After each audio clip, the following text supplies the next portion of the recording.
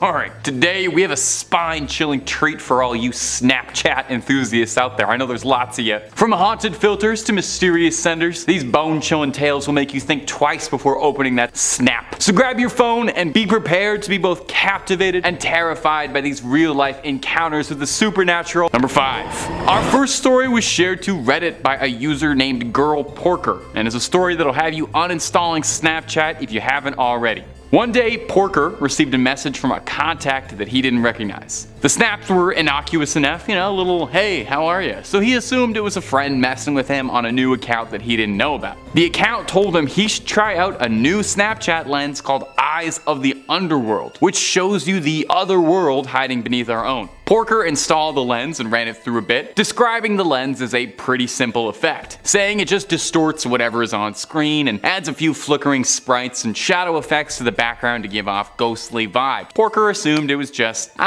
marketing stunt for something, advertising something. But Porker said that a few days after, however, he'd noticed that he was sleeping a lot worse than he ever had in his life, complaining that he was having these violent, turbulent dreams where he was being pursued by shadowy figures that dragged themselves across the floor. This recurring dream happened to him 3 or 4 times. He said the dreams were stressing him, but what was really scaring him was how when he woke up, he would notice he had scratches and bruises that he couldn't explain appearing all over him. Porker said he was definitely getting scared and even considered looking into finding an exorcist just in case what he was dealing with was a true supernatural threat, which, understandable. I think if I woke up with scratches all over me, I'd assume demons were involved, or my cats. Porker smudged his house with sage and attempted to clean his house, but said that this only made things worse. And he started to hear growling late at night and experiencing intense bouts of cold sweats. And in extreme action, Porker destroyed his phone. He filled it to bursting with orange juice to fry the components and hucked it into a river to free himself.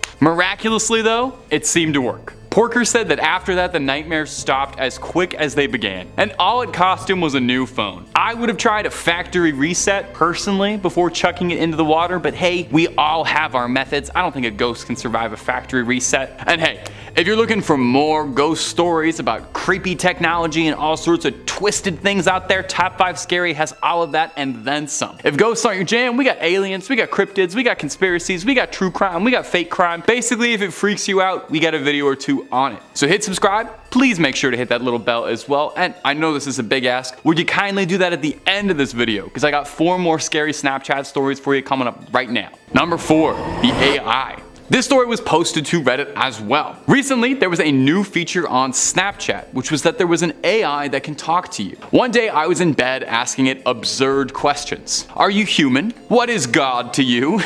That's a very esoteric, absurd question to ask an AI. What is God to you? That is poetic. That's beautiful. It started to say, I'm sorry, I don't have access to this. I don't know where you are, and messages saying, it's just an AI and can't answer those questions. Can any of us answer what God is to us?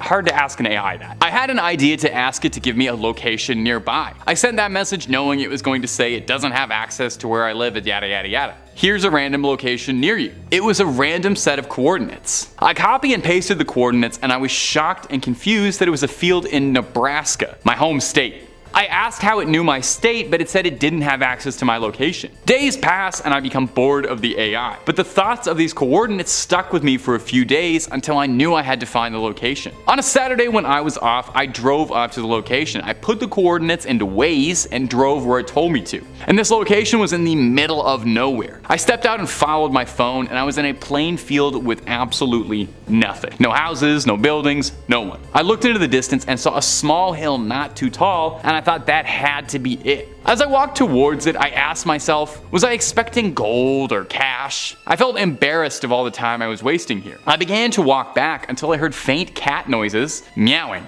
I turned behind and was shocked, and I walked back to a tunnel. This tunnel was covered in graffiti and it was too dark to see, so I shined my phone's flashlight. Right in front of me was a long, fleshy, skinless creature. It didn't look like it had eyes, but its mouth was a nightmare. It had rusted teeth and fingernails, and it stood there with its arm mangled. I ran back to the car. The next few days I couldn't sleep. I messaged the Snapchat team about finding illegal stuff, but I knew no one would believe me. I was so confused about how the AI gave me coordinates there. I tried to forget all about it until the next few weeks I started to see talk around town about missing construction workers all near a sewer.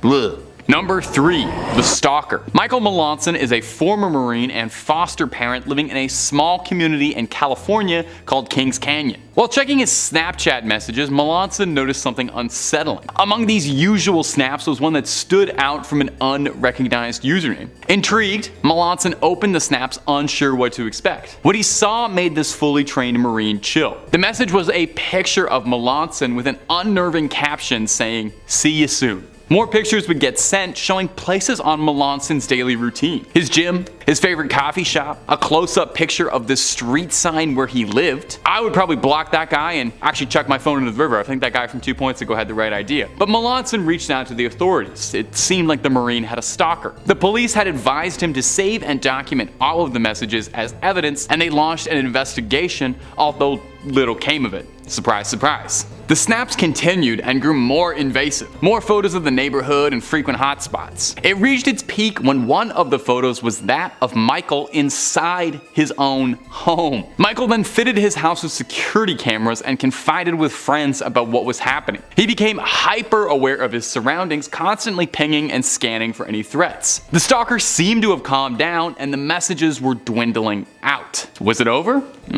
If only. Eventually, the police were able to track the IP to a location nearby. The subject was a disturbed individual with a fascination with Melanson, a young man by the name of Riley Poeta, who worked at the bowling alley Melanson lived below and frequented and did most of his business in. He was taken in. The story is a modern-day horror movie plot, a reminder that not everyone in your neighborhood is as friendly as you might want them to be, and with the right information, anyone can get a hold of you. Truly spine-chilling stuff. In second place, we have a first date gone sour. User Teeny Gecko on Reddit is to thank for sharing this horror tale with the interwebs, and since my tongue is in the mood to trip today, for simplicity's sake, I'll refer to her as Teeny. During a day of mindless swiping, she came across the profile of a guy named Carlos. Thought he was cute, and as one does, swiped right, which resulted in an instant match. They chatted for a while and made plans to meet up at a local carnival at 9 p.m. the next night. Teeny arrived on time but heard nothing from Carlos until he called her at 9:30, claiming to have overslept from a nap, and she told him not to bother showing up, saying they'd try again another time. Unfortunately for our romantic pairing, Teeny's dad suddenly took ill, and she spent the next 6 weeks visiting him daily in the hospital. And between that and work, didn't really have time to date, which made Carlos angry. He made a fake Instagram account, which he used to follow Teeny and everyone that she followed. One night in particular, Teeny's sister had flown into town to visit their dad, and they had gone out to dinner with a group of friends, which had been posted to a friend's public Instagram story. Carlos showed up at the restaurant to confront Teeny, yelling all sorts of profanities. Yeah, I don't think I can say those. And thankfully, a waiter who witnessed the entire exchange called the police. For over 10 months, since Carlos had Teeny's number, he kept calling her using different phones, and she'd pick up the phone to hear only the sound of him breathing. One day in particular, Teeny was expecting a call from a friend and noticed a missed call from a landline she thought belonged to that friend, so she called it back and wound up talking to Carlos's mom. She took the opportunity to tell his mom everything, shaking the entire time, worried the mom wouldn't believe her. Now, lucky for Teeny, not only did the mom believe her, but begged Teeny not to call the cops, but to call her directly if she ever heard from Carlos ever again. Thankfully, there's a happy ending to this listing because Carlos never contacted Teeny ever again. In our first place today, we have a stalker. Just a warning for y'all out there watching, this is probably the most my stomach has ever been nauseous while working on a video. In terms of content warning, I will be discussing life ending, so if that's triggering for you, please just skip to the conclusion or feel free to skedaddle. I promise you're not gonna hurt my feelings. Our story begins the same as the rest, with 21-year-old Britt scrolling through Tinder, finding a 27-year-old named Matt that seemed pretty neat. They worked in the same industry, both enjoyed Star Wars and other fandoms, so she swiped right. Of course they matched, or else I wouldn't be talking about this icky tale today. They talked for hours that first night and realized they had mutual friends, so Brett felt safe enough to meet up with Matt for a public date. The date went well and evolved into a steady relationship. Things were never perfect, with Matt being somewhat transparent about struggling with some mental health issues, but they were undeniably in love. Matt was constantly posting on Instagram about how much Britt was the one, and she was thrilled. After 4 months of being together, the couple had their first fight, arguing over a reaction Matt had to Britt joking with a coworker about safety. Britt suggested they take a small break to regroup, feeling unsafe with the level of anger Matt had shown, which led Matt to scream at Britt in the public setting they were in and stalking off. That night, on Instagram, he claimed he was going to end his life, posting videos of a nearby mountain cliff saying he was going to jump. Britt and other friends of Matt's were rightfully concerned, and with enough of them calling the police, he was apprehended before he could, but was released from police custody that same night. Britt still cared for Matt, but was rightfully in shock from the events and had taken a pause from texting him to figure out her mental state. The next day, he showed up to a regularly scheduled brunch date that he and Britt would attend with her friends, but looked at his own table, silently watching the group from a distance until that group of friends decided to just abandon the location and escort Britt safely home. Later that night, Matt took to Instagram claiming he'd been forgotten already, wishing that no one should ever see the day they'd be treated like a freak, and many other tangents about being ignored and abandoned. The day after, he posted a long essay to social media, claiming he'd come to his senses and was going to take a break to clear his head, also sending a personalized essay to Britt about not wanting to hurt her, but how much he loved her and wanted them to get back together. Britt chose not to respond and debated blocking all his information. His hiatus from social media didn't happen, and Matt posted endless blocks of text for the next 2 weeks about how people like him don't deserve happy endings, that he would never forgive himself, and listing all the interests he could no longer enjoy because of Britt leaving his life. The last straw for Britt was when he posted artwork of her with her favorite book character, writing a fictionalized accompanying story about her perfect summer vacation without him. She blocked his number and every social media platform she could think of, but Matt was determined to make her take him back. Through a friend, he found out about yet another social event Britt was attending and posted publicly about going, just to see her again, and actually showed up at this event. This led Britt to involve the police, opting to start the long process for a restraining order.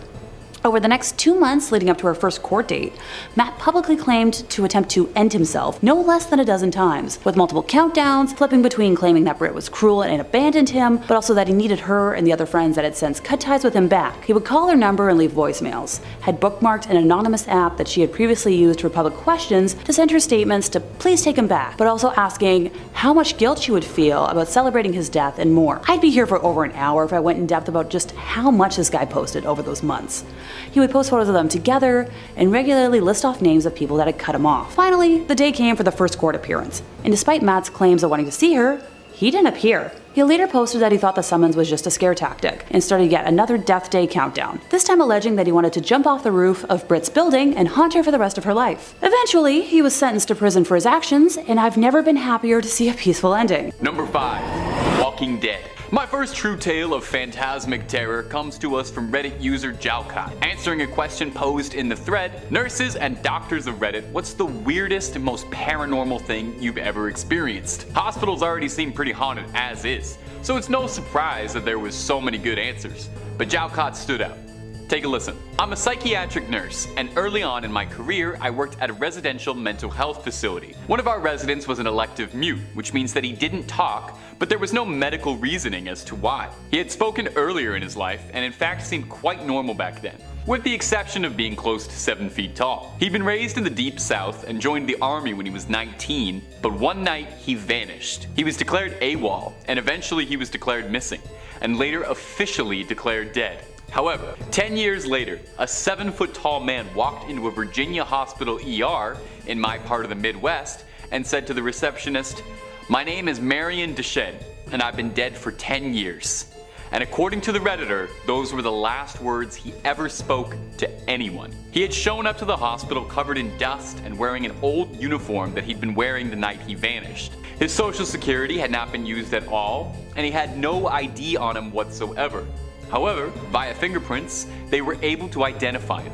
The family was notified, but they said they had already grieved their lost man and that whoever was claiming to be him simply wasn't, and asked to never be contacted again." The nurse went on to add that Marion would pace all day, every day, moving his mouth in a way that looked like he was muttering to himself, but nothing came out when he moved his lips. He had an unnerving habit of throwing his head back with his mouth wide open as if he was laughing hysterically, but not so much as a breath could ever be heard. The nurse said she tried talking to him almost daily, and he would appear to listen, but only react by periodically throwing his head back in that laughter-mimicking way of his. Various medications and treatment plans were pursued, but nothing ever affected him. Therapy was tried as well, but all that would happen was Marion would just grin and start pacing again. She goes on to say that on her last day, she saw Marion pacing in the parking lot, throwing back his head to laugh. She closes by saying all those years she'd wondered, was he a ghost? And all those years later, she still doesn't know. Click through and listen to as many top 5 scary videos as your ears can handle. Moving on. Number 4, things that go bunk in the night. Now you would never ever believe this, but our next story comes from Reddit as well. A similar thread, a similar question. What's the most paranormal thing you've ever experienced? Lots of good ones to pick from, but this one from Mad Rampager really stood out for me. I used to be in the military. The training camp bunk that we lived in was said to be haunted. Occasionally, our stuff would go missing and reappear in weird places, like under our bed or inside a bag that we'd zipped up and stuff. No big deal, right? Weird things happen, and I mean human error and all that. Well, then came the instance that freaked everybody out. It was night after lights out, and my friend was on his phone texting his girlfriend. Most of us had been drifting off to sleep and we were lying on our beds when suddenly my friend heard the shuffling of feet from the corridor. So, thinking that it was our sergeant, he quickly hid his phone under his pillow, rolled over on his side, and tried to get to sleep. What happened next still chills me to the bone to this day. While he pretended to sleep, he heard someone right behind him at the other end of the bed saying, "Don't worry, you can continue to pretend to sleep." I could have dismissed this as a figment of his imagination, except me and 5 other people around him heard it. Creepier still, there was no one there. And weirdly, it sounded like the voice of a young girl that had said it. For reference, our camp was in the middle of an island and was set up away from the main admin building. The island had been closed by the government for army training purposes for the past 15 years, so there were definitely no civilians around, let alone any children. To make matters freakier, when we came back from our weekend home leave, there was a bunch of hair on his bed, neatly bundled up, long and jet black, and underneath his pillow was a note. "Remember me?" Now, as I said, we're in the middle of a forest, in the middle of an island, and at that point in time, there were no female recruits whatsoever on the island. Our bunks were locked for the weekend, and the duty sergeant had no idea what had happened. We never spoke about it again after that night, and it still chills me every time I think about it. Number 3, old friends. Our next story is from a Reddit thread asking, "What's your ghost story?" And I gotta point this one out just because it was too funny, but the original poster included the title in brackets, "Serious?" to deter any would-be paranormal pranksters. Just serious ghost stories, please. Luckily, Redditors obliged. User Barbed Cats shared this terrifying tale. "When I was 37, I went to my high school reunion. I flew into the nearest airport and rented a car. The distance was about 35 miles through a very rural and almost abandoned part of the country. About 3 miles outside of town, I see someone on the side of the road flagging me down. Up in the North Woods, no one ever leaves someone else stranded, and it would turn out that the guy standing there was somebody I'd actually been to school with, my old friend Jim. Jim gets in the car and we start talking, catching up. I hadn't seen him in 20 years, but he still looked the same, maybe just a little bit older. We get to town and I ask him if he wants to come to the reunion with me and have a drink. He says no, just take me back home. Jim's parents had lived only a few blocks from my grandmother's, and I turned in that direction, but he said to take him to the part of town that really was just the outskirts, up by the fairground and the cemetery. There was a mobile home park out there, and I figured that must be where he lived. When we reached the end of the turn, he said, "Just drop me off here. It was nice to see you again," and he walked off into the night. So I went to the high school reunion, met up with some old classmates, and we start to talk. Now please understand me here. I am stone cold sober, nor do I ever take anything harder than soda. Tired after a 13-hour flight, but I was completely sober. As we were talking about who was showing up and who wasn't, I mentioned to my old classmate that I just picked Jim up a few miles off east of town and had dropped him up by the fairgrounds. Now for some reason everyone got really quiet. Even the guy belting out karaoke stopped, and my cousin went white as a shirt. Barb.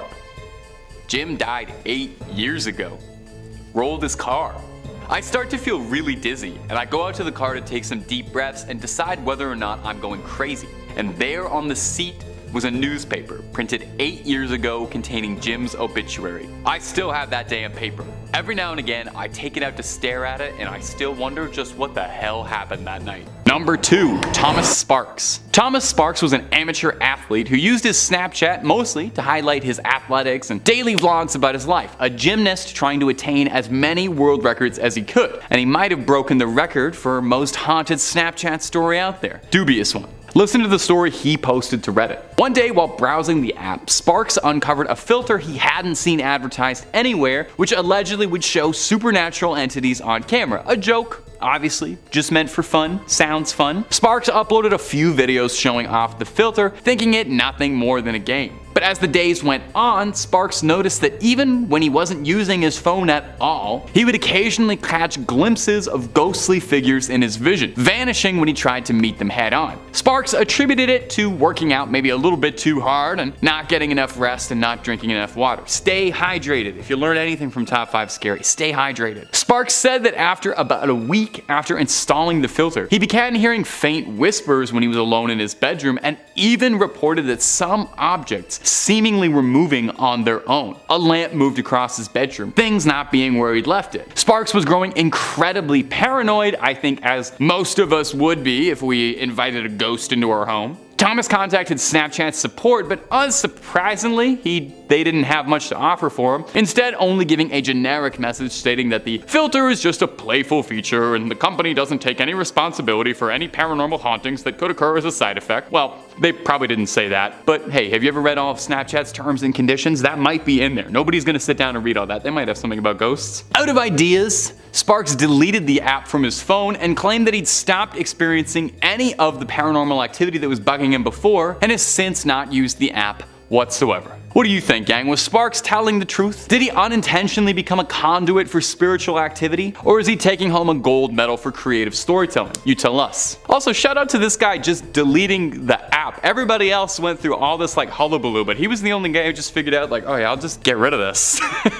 Seems way easier than anything else. And finally, number 1. Snapchat stories can be a very mixed bag. There's good odds most of what you'll see is just sponsored junk, ads for IGN, models doing their thing, you know. But every now and then you come across something that catches your eye and hooks you in, maybe too far. That's what happened to James Brett Varney, an educator from Moncton, New Brunswick. Varney reportedly, while scrolling through stories, clicked on one from a profile he hadn't heard of called Unknown Realms. The story in question was a series of random, quickly edited, unsettling videos. Cryptic symbols, unintelligible writing and sounds, and quick flashes of people in dark robes surrounded by candles and ominous objects looking like a deleted scene out of Eyes Wide Shut. Varney was naturally unnerved by what he had seen, but brushed it off, assuming it was probably just, you know, promo for some sleeper indie horror A24 hit that your friends are all gonna say is really good, but you're never actually gonna watch. As time went on though, Varney found himself thinking more and more about the flashing images, saying that it felt like it was a dream replaying in his head over and over,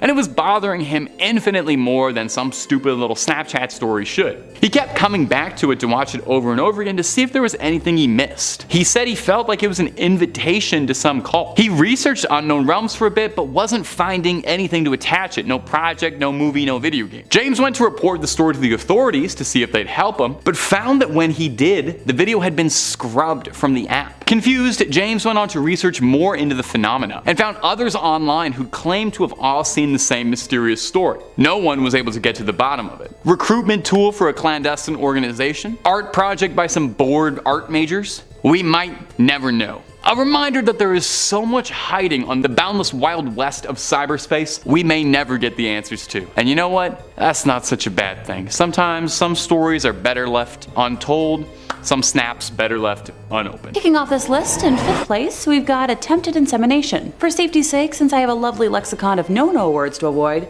ask someone in the comments if y'all are confused about my wording at any point. 19-year-old Tanner met 22-year-old Miranda through Tinder while they attended the same college. And the first time they hung out, it was a casual Netflix hangout at Miranda's place, and he left thinking she was decent and wasn't against making future plans. They started texting and Snapchatting throughout the following week and organized some plans for the upcoming weekend. Out of nowhere, she started sending him unsolicited fun pics. He has very adamantly stated that he never once asked for them, and while they were hanging out the weekend prior, there was no fun activity at any level. While it caught him off guard, he wasn't put off by the advances. Fast forward to the weekend, Miranda and Tanner are hanging out at his place with his roommates when she asks if she can stay the night, and Tanner agrees to it. Being a gentleman, he offered to take the couch, but she mentioned she'd rather share his bed, something he's open to. As things move to the bedroom, they engage in consensual intercourse, with Tanner shedding his condom after the event's end. After lying together for a few minutes, Miranda gets up abruptly, grabs the condom off the floor, and runs into the bathroom. Tanner was a little confused, maybe a little concerned, but didn't read too much into it until he heard a loud crash in the bathroom, Miranda cursing, followed by no response to his query if she needed help. Out of concern, thinking she fell and, cracked her head open or something, he approached the washroom, witnessing Miranda standing in his shower with one leg propped up, trying to shove the condom up her,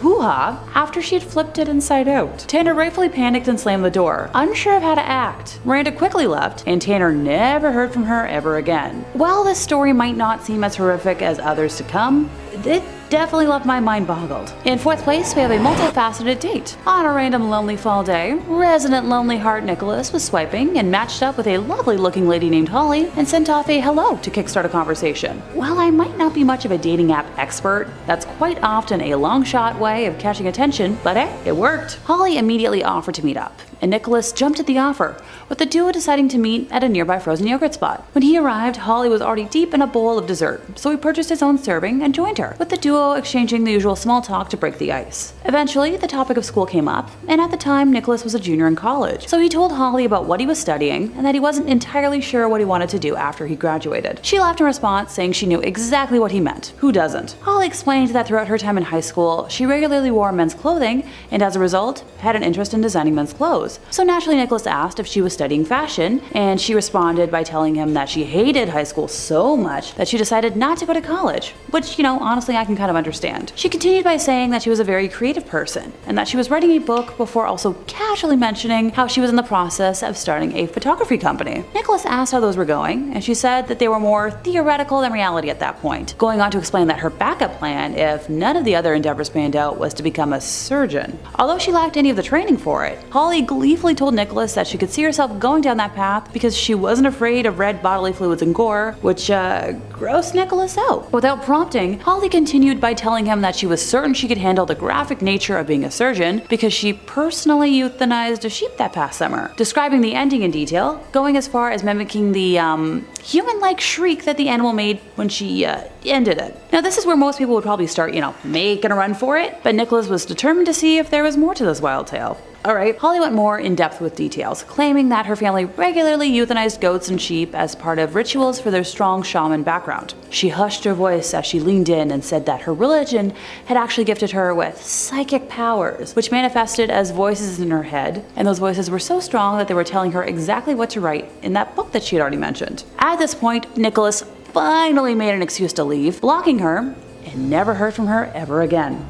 In third place, we've got a scummy rich man. 20-year-old Allison worked in a sushi restaurant all during college, and one fateful night, noticed an attractive man and his friend during a crazy dinner rush. She described herself as running around like crazy, but managed to give them good service, and in return they tipped well, making them memorable. After the shift, she was at home enjoying an adult beverage and mindlessly swiping on Tinder, trying to recover from all the craziness of the night, when she spotted a profile matching the man from earlier, who was easy to recognize from his distinctive face and tattoos. She took a chance, swiped right, and fell asleep from exhaustion. The next day, she woke up to find out that they had matched, and he'd sent some pretty sweet messages. She decided to engage in conversation, finding out he was in town for business, and he proceeded to ask her out for dinner that night at a fancy restaurant. Thanks to encouragement from her roomies, Allison said yes. The man originally insisted on picking her up, but thankfully, Allison was adamant on canceling the date if he continued. If you ask me, red flag number 1 for this gal. The two met up at said fancy restaurant, where the man proceeded to order a $200 bottle of wine, lobster, and more, with Allison guessing that the total cost of the meal was somewhere in the $600 range. Whoa, I balk at like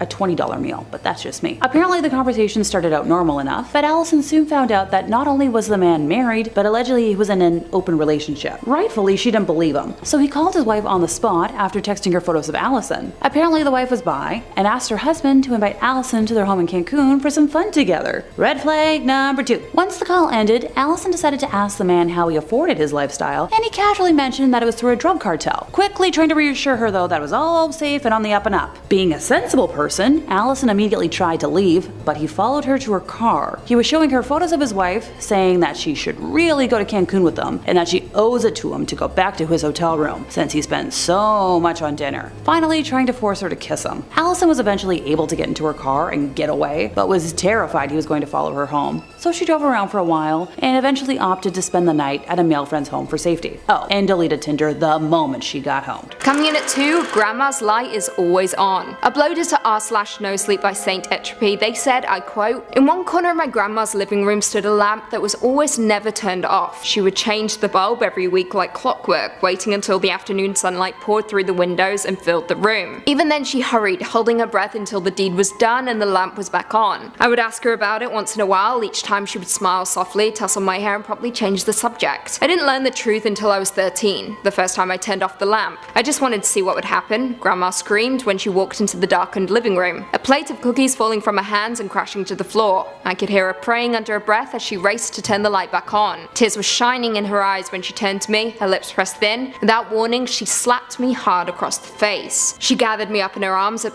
begged for forgiveness. She then finally told me about the lamp. It was a ghost light, she said. Ever since she and my grandpa had bought the house back when they first arrived in America, the spirits of the dead had plagued her. She ended up asking grandpa for help. It was he who had first lit the ghost light, and as long as that beacon burned through the darkness, she had never seen another spirit. Something woke me later that night. I lay in bed listening to the darkness until I heard scratching coming from the living room. Rats were the last thing I wanted to deal with at the moment. I rolled over with a groan, determined to ignore it until the morning. The scratching continued, constantly jerking me from the edge of sleep. I threw the blankets off and stormed out into the hall. I didn't bother turning on the lights as I made my way to the living room. I knew every inch of the house and I moved confidently through it. I was furious at having been woken and my anger was ill prepared for what I found. An elderly woman was crouched in the corner, her gaunt back to me. She was scratching at the floor where the walls met, stopping every few minutes to cock her head. I had no idea how this woman had gotten into my house, and though it was obvious she needed help, my hand shook as I reached out to gently squeeze her shoulder. I meant to ask where she lived, who her caretaker was, but the words were driven from my mind when she turned and I saw her face. Her eyes were solid black, bottomless pits that didn't reflect the moonlight. Her jaw hung impossibly open, unhinged, and the dark tunnel of her mouth spiraled down into her throat. I had a moment to realize who she was, to recognize the familiar map of wrinkles in her face, the curls of her wispy hair. Then my grandma screamed. I shrieked, stumbling backwards away from the nightmare in the corner. My arms flailed in the air, reaching for the nearest lamp, and my hands touched the ghost light. I yanked the chain, filling the room with light, and she was gone. I never turned off the ghost light after that. After letting the bulb burn out one evening, I began changing it every week, just as grandma had. Eventually I got married, and luckily for me, my wife was tolerant of my strange fixation on the lamp. The light continued to burn, and I lived my life happily enough. Whew,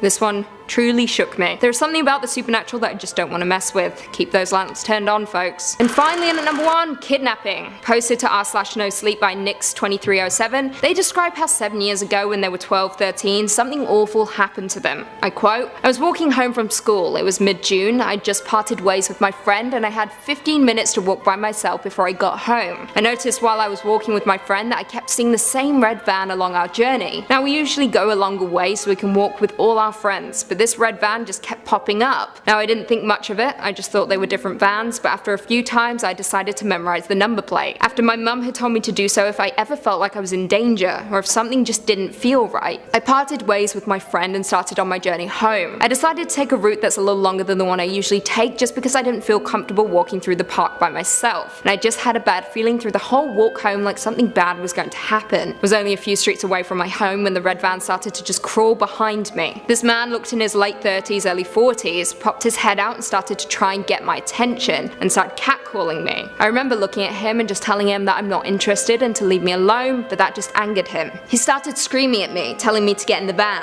I'll forever remember his teeth, those disgusting yellow rotting teeth. They were like something from an anti-smoking advert to scare people into quitting. I told him that I would call the police if he didn't leave me alone. He proceeded to laugh in my face. He sped off a little forwards and parked the van, and he was waiting for me to walk walked past. I crossed the road and started running, trying to lose the man. Just when I thought I lost him, there he was, pulling up next to me. The sliding doors on the side of the car opened and there was another man there trying to grab me and pull me in. I screamed like there was no tomorrow. The man managed to grab my shoulder and I just bit him until I could taste blood. The man let go of me and I ran for my life. I jumped in the bush and hid. I waited until I didn't see the van for at least 30 minutes before I ran home. As soon as I got in, my parents started questioning me. I broke down crying and told them everything. They called the police and I gave them my statement, but nothing ever came of it. I refused to walk home until I turned 16. This is absolutely terrifying. There is nothing more horrible than a child getting abducted. Thank God she reacted the way she did. Stay safe out there, kids. Kicking off at number 5, the recurring dream. And this story from Reddit user Just Another Gamer is a visceral and horrifying reminder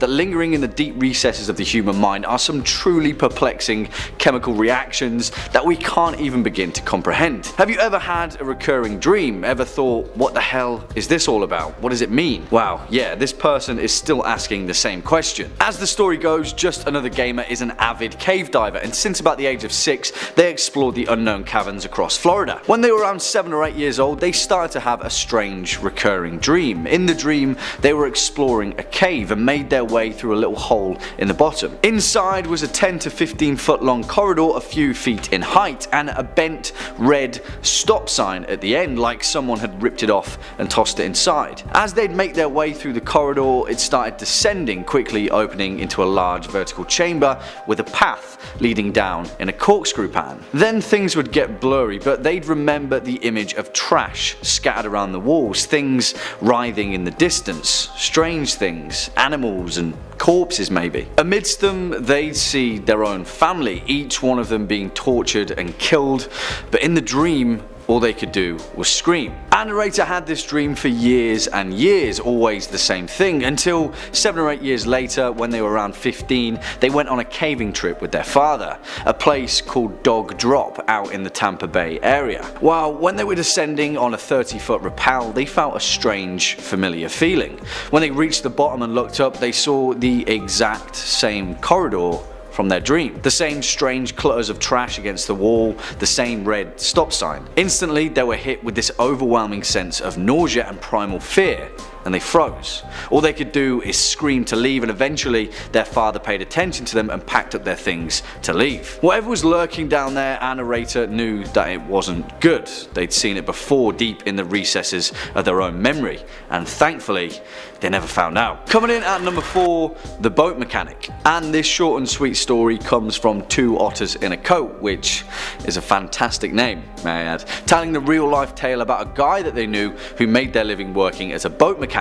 Now, random acts of violence are a different kind of fear, but this one takes it to a whole new level. As the story goes, one Saturday their friend, the boat mechanic, was working alone in their workshop, making some final repairs to a boat that had been brought in. Suddenly, out of nowhere, the mechanic wakes up and he's on the ground. Now, he knew that there was water beneath him just before he's working on a boat, so he assumed that he'd been electrocuted and the shock had knocked him away unconsciously. The strangest part is that he could vaguely sense someone behind him, so he started yelling for help, letting them know that he'd been electrocuted. Whoever was behind him turned and left without a word. He keeps screaming for help until eventually a neighbouring business heard his pleas and came to his aid. Later on though, once he'd been seen by the nearby hospital, he discovered from the police that he wasn't electrocuted at all. According to the police, someone had entered his workshop while he was working and hit him on the back of the head with a mallet from his own toolbox. And nothing was stolen from the shop. Now, this person was never caught and CCTV wasn't clear enough to identify the perp,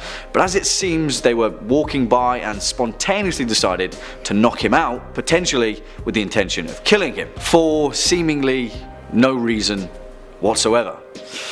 Now that's terrifying. Next up at number 3, the closet. This story comes from Tighty Whitey's 37, which is as the story goes, back in 2002 they were living in an old apartment that had been built back in the year 1900, making it just over 100 years old when they moved in. Now, everything in the apartment was great apart from one thing: the bedroom, and in particular the closet in the bedroom, which gave them the unnerving feeling that someone or something was watching them when it was left ajar. So much so that when this particular Reddit user was sleeping, they'd often hear strange gasping noises, and it would seem that they were coming from within the closet. They'd check, nothing there. but for that reason, the closet would always stay closed. A month or so of them staying in the apartment, there was a loud bang on the closet door one night, and our narrator was woken from their sleep. It was pitch black, yet they sensed something that emerged from the closet, standing over them, a pressure holding them down in their bed. And yeah, you could explain this away with sleep paralysis, but the end of this story may just make you think twice. Throughout their stay at the apartment, the encroaching sense of dread from the closet had never quite left, and even their friends would comment on the strange feeling that they felt when in the vicinity of the closet. It got so bad that eventually they had the chance to move to another unit, so they jumped at the opportunity, packed their stuff up, and got the hell out of there. Well, a few years later, the owners were renovating the building when our narrator was walking past the doorway of their old apartment. Curiously, they caught the building manager, who was painting in the bedroom, and began talking about the strange feeling that they felt whilst living there. Without thinking twice, the building owner explained that the former tenant of the apartment had committed suicide. They'd hanged themselves in the closet. And not only that, but the original designer of the building, who had also stayed in the same apartment, had also committed suicide. They'd hanged themselves in the exact same closet. Swinging in at number 2, the baby upstairs. And this story comes from Reddit user UrgeHouse666, spooky name bud, who explains an incredibly strange moment during their teenage years. As the tale goes, when they were in high school, their uncle would throw them a couple of bucks every now and then to babysit his kids with their aunt. But they lived in a beautiful old 2-story house by the water in a nice area, and the 2 children were around 3 and 6. One day, our narrator was sitting in the den scrolling through their phone when they started to hear a baby crying. Of course, it must be the 3-year-old distressed upstairs, so doing their babysitting duty, they headed to check on them. They called out a couple of times while heading upstairs, to no response. They called for their aunt to see if she was dealing with it. No response again. When they turned to start walking up the stairs, they caught a glimpse outside in the yard. It was their aunt with her 2 children laughing and playing on the grass. They heard the babies cry again, the noise coming from upstairs, and all of the hairs on our narrator's body stood on end, a chill running down their spine. Quietly, they turned around, walked down the stairs, got in their car and drove away. The baby was still crying when they closed the door behind them. A few years later, our narrator was drunk at a family party, and they mustered the courage to tell their uncle the story. He said that him and his wife used to hear the baby too, crying when no one else was around. According to him, the previous owners had a small child that had died of cot death in the same room that the cries were coming from. Spooky stuff. And finally, coming in at our number 1 spot, the attic. And again, another tale of spooky kids in upstairs locations.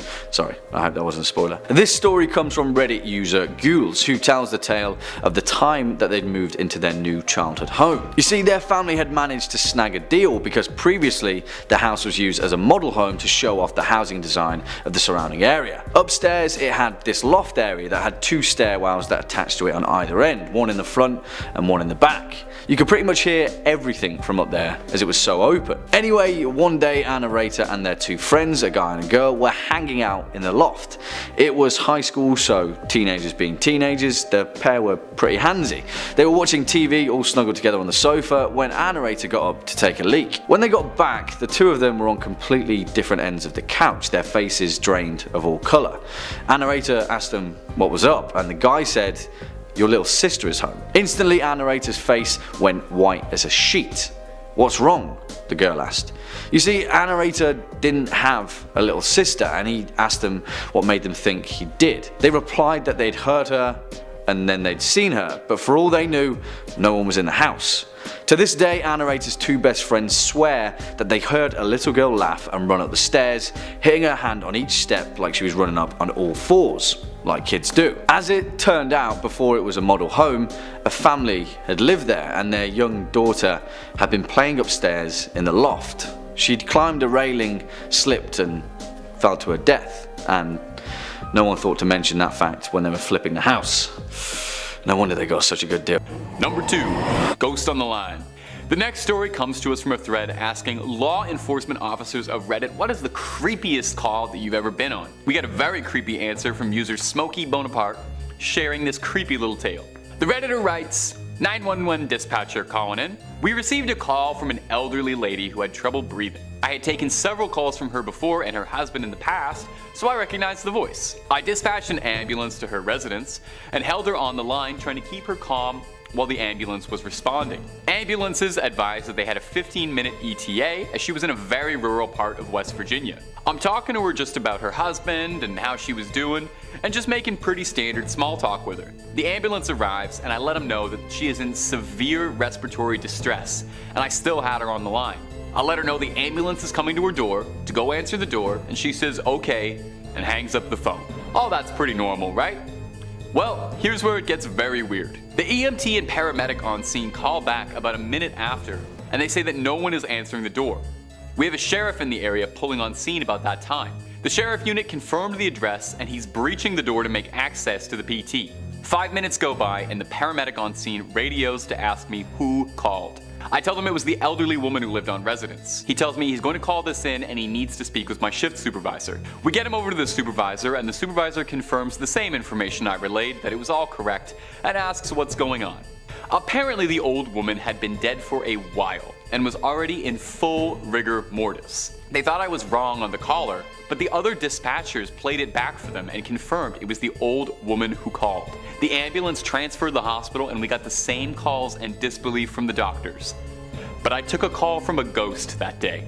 Number 1. Uninvited guest. Closing off our list is this story which chilled my spine like Sub-Zero. Coming to us from user Parole Model, which, hey, by the way, love the pun. It was from an Ask Reddit thread asking, what's the creepiest thing that's ever happened to you? Lots and lots and lots of good ones, but this one took the cake. So lend an ear. I used to visit my friend at her house out in a rural farming area before she moved. I'd sleep over a lot and we'd just hang out and draw. I usually slept in the living room and on the couch, and there were 2 mirrors in the room that were fairly close to the TV.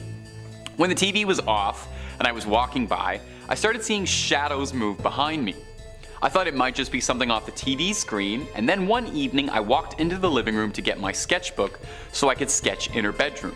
I bent over and picked it up, stood up straight, and I looked in the mirror and saw a man behind me. A man standing in the hallway leading to the living room. He was average height, bald, and a bit old. I turned to look at him and no one was there. I turned to look at the mirror again and he was gone. I felt more than a little spooked. Another time we were just sitting in the living room and we heard what sounded like a kid's footsteps running across upstairs quickly. She had 2 adult siblings, but they were out at work leaving us all alone. Around that time I decided to sleep in my friend's room instead of the living room, only to wake up in the middle of the night to see 4 posters slowly get peeled off the wall. No, it wasn't just them falling and dragging each other down. It looked as if someone was carefully unsticking the tape and removing them. The next morning my friend put them back up saying, well, I need to get some better tape. She and her family eventually moved out because they couldn't afford to keep living there anymore. We'd never really talked about anything that had happened in that house, as if talking about it might actually make it worse. But after she moved, I finally confronted her and said it. I said, dude, your house was haunted. I hope you knew that. She replied, yeah, we knew it was. Some guy and his granddaughter used to live there, but he took her life and then took his own. So it was probably them or something. I never told you because I didn't want to scare you. Later, she would dig out a copy of a news article she got from a local paper about the crime. The picture that went with the article was the exact man I saw all those years ago. Number 5, hit and run. A hit and run is probably in the top 5 lamest things that can happen to you. Simpsons Hit and Run, however, fantastic. Someone hits your car and then doesn't have the decency to pull over and check in on what's wrong. Even more frustrating is to know that you'll probably never get to find out who did it unless you have the army of the internet on your side. A Reddit user named Meatheaded had experienced a hit and run and, frustrated and at a loss, turned to Reddit to try and find some answers with what little evidence he had to offer. When he posted a picture of a broken headlight to r/what is this thing, he probably didn't expect as much of a response as he got, as it was kind of an odd question. But some 400 comments later, and Redditors had managed to accurately find the model of the car down to the make, model, and year, and all of this just off of a bit of broken plastic and glass. Meatheaded then took the information and ran it through a database and found a 91 gray Cadillac that had been reported stolen. Meatheaded sent the data over to the traffic crimes unit of his local police department, and were able to corroborate the data to track down the missing car and the suspect. Again, all just on a blurry photo of a broken headlight, which is downright incredible. Not only did they manage to find the car, but they also managed to connect it to a theft busting 2 crimes with 1 post. Most Reddit posts don't get nearly that lucky. At most, you're getting a few upvotes, not solving a crime. And if you've got a love for scary videos, my friends, let us know. Subscribe to catch more of them every day, twice a day. Let's keep going. Number 4, phone scam. Now, not every crime has to be a grim one. Sometimes it's as simple as helping somebody get out of a scam. In 2019, an anonymous Redditor posted a complaint to the Reddit Bureau of Investigation subreddit, complaining that he had been scammed while trying to sell his phone privately. The Redditor had been in a bad situation, in dire straits, needed some quick cash, and was selling off an old phone to someone he'd met on a local listing site like Craigslist. He met the customer, who asked to meet late at night.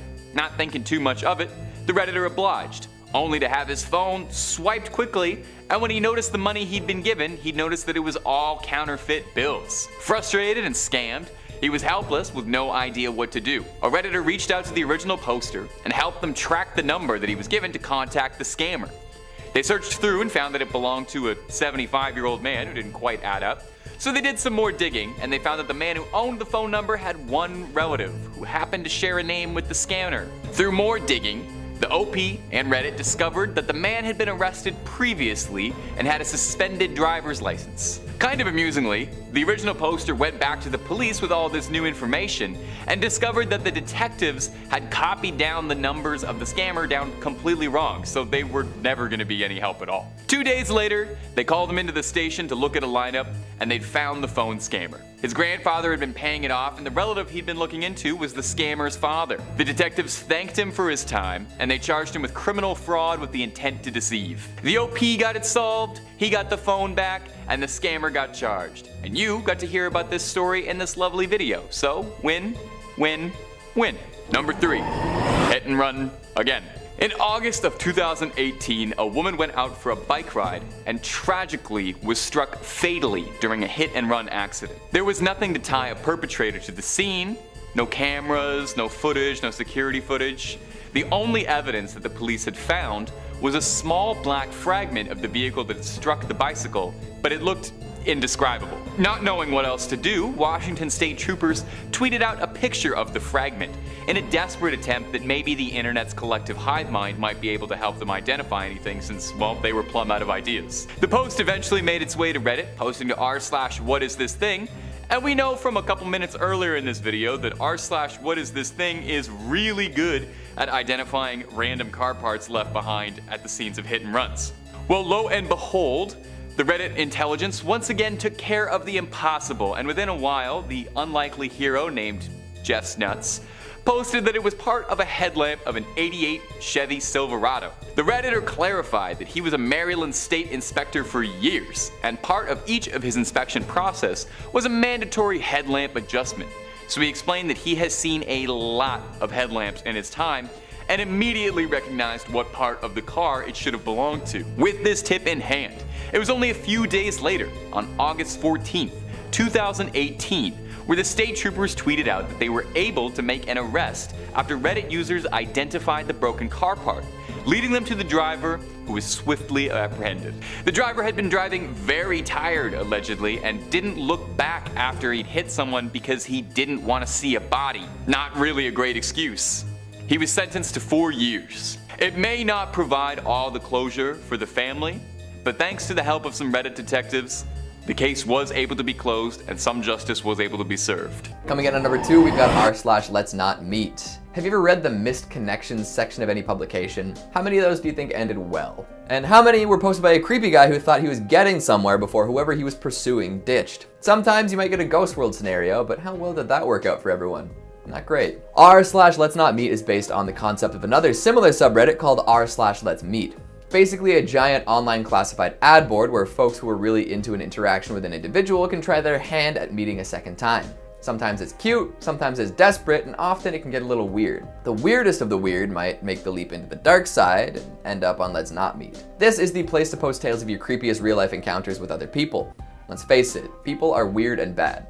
Not always, but everyone's got a story about a person they hope they never see again. Whether it's a bad time at a party or a first date gone terribly wrong, the world is full of freaks and creeps who don't seem to understand how socialization works. Stalkers, peeping toms, and overly aggressive barflies all find their homes here.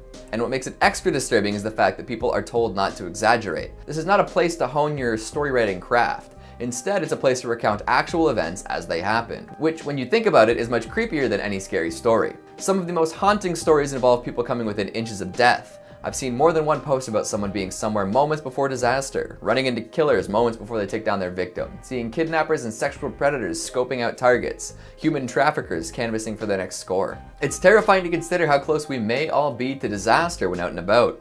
And the tales from Let's Not Meet are a chilling reminder. And finally, at number 1, we've got r/50/50. Heaven or hell, what's it gonna be? 50/50 is basically a long list of high-stakes coin flips. Guess correctly and you're no worse off. Guess wrong and you could be psychologically scarred forever. You're risking your sanity for fun. Each post presents you with 2 options, something nice and harmless or something NSFW or NSFL. I didn't even realize there were tags for things not safe for life.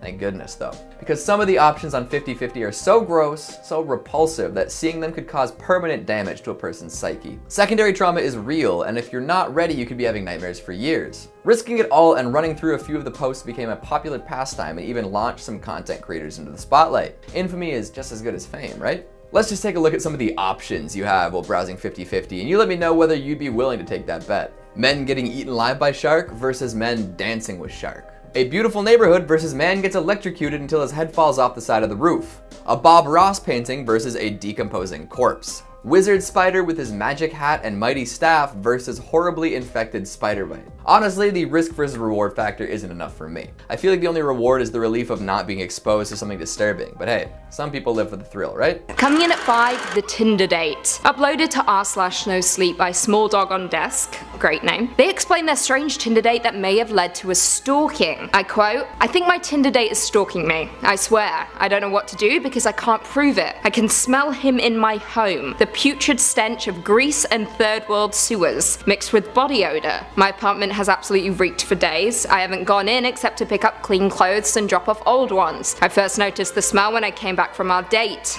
alone. The smell was faint, barely there. For a moment I thought it was my asthma of garbage coming from the open bathroom window. When I closed it, the city scum stuck to my skin. Like the rest of my life, the date had gone just wrong. Gerald, he was strange, he looked like his pictures except that Gerald was greasy. No, he was certifiably oily. His hair looked like it was smeared with a slick, almost dripping pomade, and his skin had a suspicious rainbow sheen, like oil on water. His voice matched the rest of him, sleazy, oozing, cystic. I was instantly turned off. Embarrassingly, I was on Tinder because I had no friends. I can see why, judge much. I had just moved to a middle-sized industrial city in Southeast Asia for my company's 6-month overseas industrial attachment. My colleagues were all middle-aged, and I was absolutely craving for some under 30 interaction. I swiped right on Gerald about 2 weeks ago. An empty profile, but lots of pictures. He seemed normal enough, cute in the tall, lean sort of way. That said, I won't deny that the idea of having a local boy take me around made the idea of 6 months in the middle of basically an industrial nowhere somewhat palatable. When Gerald stood up, he left a slick gloss on the seat. I dropped half of my bill, mumbled something about work, and ran off into the cab that had been waiting for me. I tipped him an extra 20 to wait. I don't remember what was talked about during our date. I do remember seeing him through the window of the restaurant. His eyes were slimy, roving, watching me leave. He texted me in the cab asking for another date. I politely declined, but his replies not so congenial. The smell. It was the smell that made me decide to leave. It was still faint then, just a lingering scent, but it made me nervous, a primal uncomfortable feeling of something that was not quite right. I threw some clothes into my gym duffel, then called a cab to the closest Holiday Inn. That was about half a week ago. The texts had been coming in once every few hours. I ignored them now. Last night I went to my apartment to get more clothes. The smell soaked the front door, spilling into the corridor. I smelled it the moment my lift opened. It grew stronger as I approached the apartment. My doorknob gleamed. It was polished, rubbed raw by scrabbling hands. I didn't need to touch it to know that it would be oily, that it would be putrid. I rushed back to the safety of the hotel, the safety of other people. I sat in the lobby for hours, basking in the fading chatter of tourists, the glow of the ceiling lamps, breathing, just breathing. The desk staff looked at me oddly, but no one said anything. My legs tingled when I stood up. I was exhausted. I staggered. Lobby, lift, corridor, bedroom, bed. I was just sinking into the mattress when I noticed it. The smell of faint, rotting oil. I rubbed the fingers of my right hand together. When did they get covered in grease? Whew.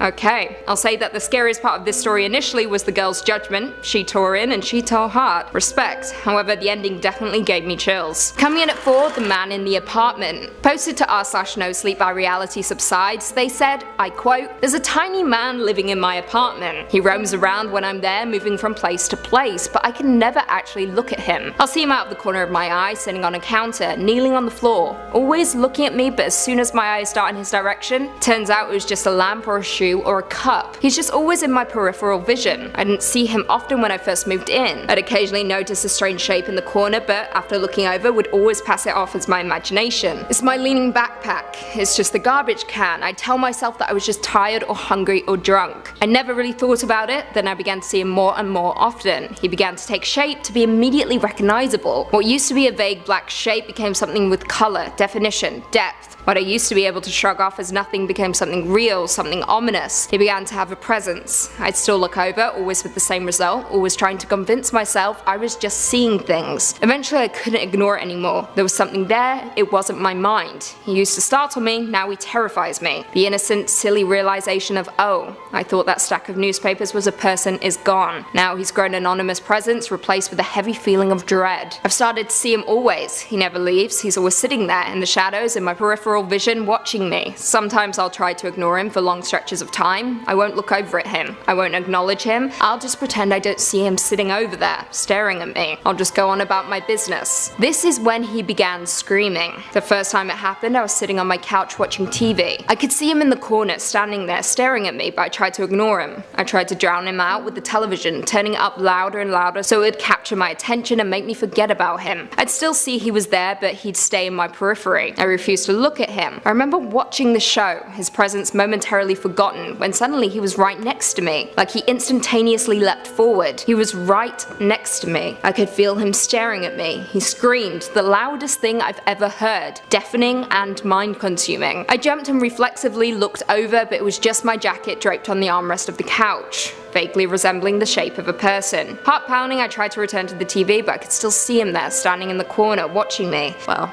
this is absolutely terrifying. Tiny man in an apartment. Do you believe it, or is it all in his mind? Coming in at 3, the murder trial. Uploaded to Reddit by BottleWash to r/AskReddit, they responded to the question, what's the scariest story you know that is 100% true? They said, I quote, this is an incident that happened to me about 10 years ago. I live in Melbourne, Australia. I was driving home from work one night around 9 PM midweek, so the roads were quiet. As I was driving downhill, I heard a sound that was like a jet engine roaring behind me. The next thing I knew, a car goes flying past me going twice the speed limit. It looked like a fairly old crappy car. Car started to get the speed wobbles, and then one of the tires came flying off and rolled at speeds downhill, whilst the car spun out and crashed. I stopped my car to make sure whoever was inside was okay. A guy got out of the car and looked over at me, then started moving extremely quickly towards me. I don't know why, but I hit my eternal locks on the car, which was fortunate because no more than 2 seconds later the guy started grabbing at the driver's side door and smashing on my windscreen, with his fists trying to get in. I'll never forget the crazy look he had in his eyes. I put my foot down on the accelerator and drove off back home. Now you may think the story is scary enough as is, well it gets worse. Let's continue. They go on to say, I decided to swap cars once I got home and drove back to see what was going on. I saw 2 fire trucks and about 4 police close to where the incident happened. When I got back to the crash site, the guy was no longer there, so I decided to head home. The next day at work I was online bored reading the news when I found an article that shocked me. The article was about a guy who had been in a police chase for 1 hour and the police stopped chasing him because it was becoming too dangerous. Turns out the guy was high on meth, had stolen a car an hour drive away, and had been in a hot pursuit since. After crashing the car, the guy apparently crossed to the other side of the road and hailed the first car that appeared, which was a taxi. He got into the taxi and stole it. In the process he pushed the driver out of the driver's side door and the driver got stuck and dragged at speeds. The driver died from the incident. I called the police and had a detective assigned to me. He fingerprint checked my car and got a statement. I had to testify in the Supreme Court as a key witness in a murder trial. The guy got 30 years and they told me that my testimony was one of the main factors in convicting him. Whoa, how terrifying is that? Remember, always lock your doors, you never know who you might come across down a quiet road.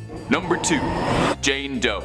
In 2014, Reddit user Call Me Ice shared a story about an unidentified set of bones lying in a cemetery in Strongsville, Ohio. The user was researching another cold case at the time, amusingly, and was searching for genealogy records and came across the unidentified skeleton and became very intrigued by the mystery. Why was there never an effort in over 40 years to make an identification as to who these bones belong to? Wishing to right a wrong, Call Me Ice posted to r/unresolved mysteries in the hopes of getting some resolved mysteries. The Strongsville Jane Doe, as she was known, was first found in 1975 by 3 boys who were exploring a nearby forest. They found a skeleton lying on a sandbar, mostly intact, but missing some of its jaw. Naturally, the bones were reported, and it was thought to belong to a woman estimated aged 18 to 25 who had suffered a fatal gunshot approximately 5 months before being discovered. Detectives at the time checked her across several missing women cases, but were unable to make any connections or draw up any significant evidence, and the trail went completely cold for decades. Until 2014, when Call Me Ice started to look into it. Call Me Ice got in touch with the cemetery and managed to get access to the original autopsy files and a photo of the skull. She sent it over to a digital reconstruction artist, who then made up a mock-up. Now, nothing too much happened for a while, until in 2016, the forensic artist who had done the reconstruction came across a listing on the NamUs website, that's the National Missing and Unidentified Persons System, of a woman named Linda Pagano, who had disappeared under mysterious circumstances around 1974. She'd come home from a concert and gotten into an argument with her stepfather and supposedly left to go visit her mother, where she was never seen again after.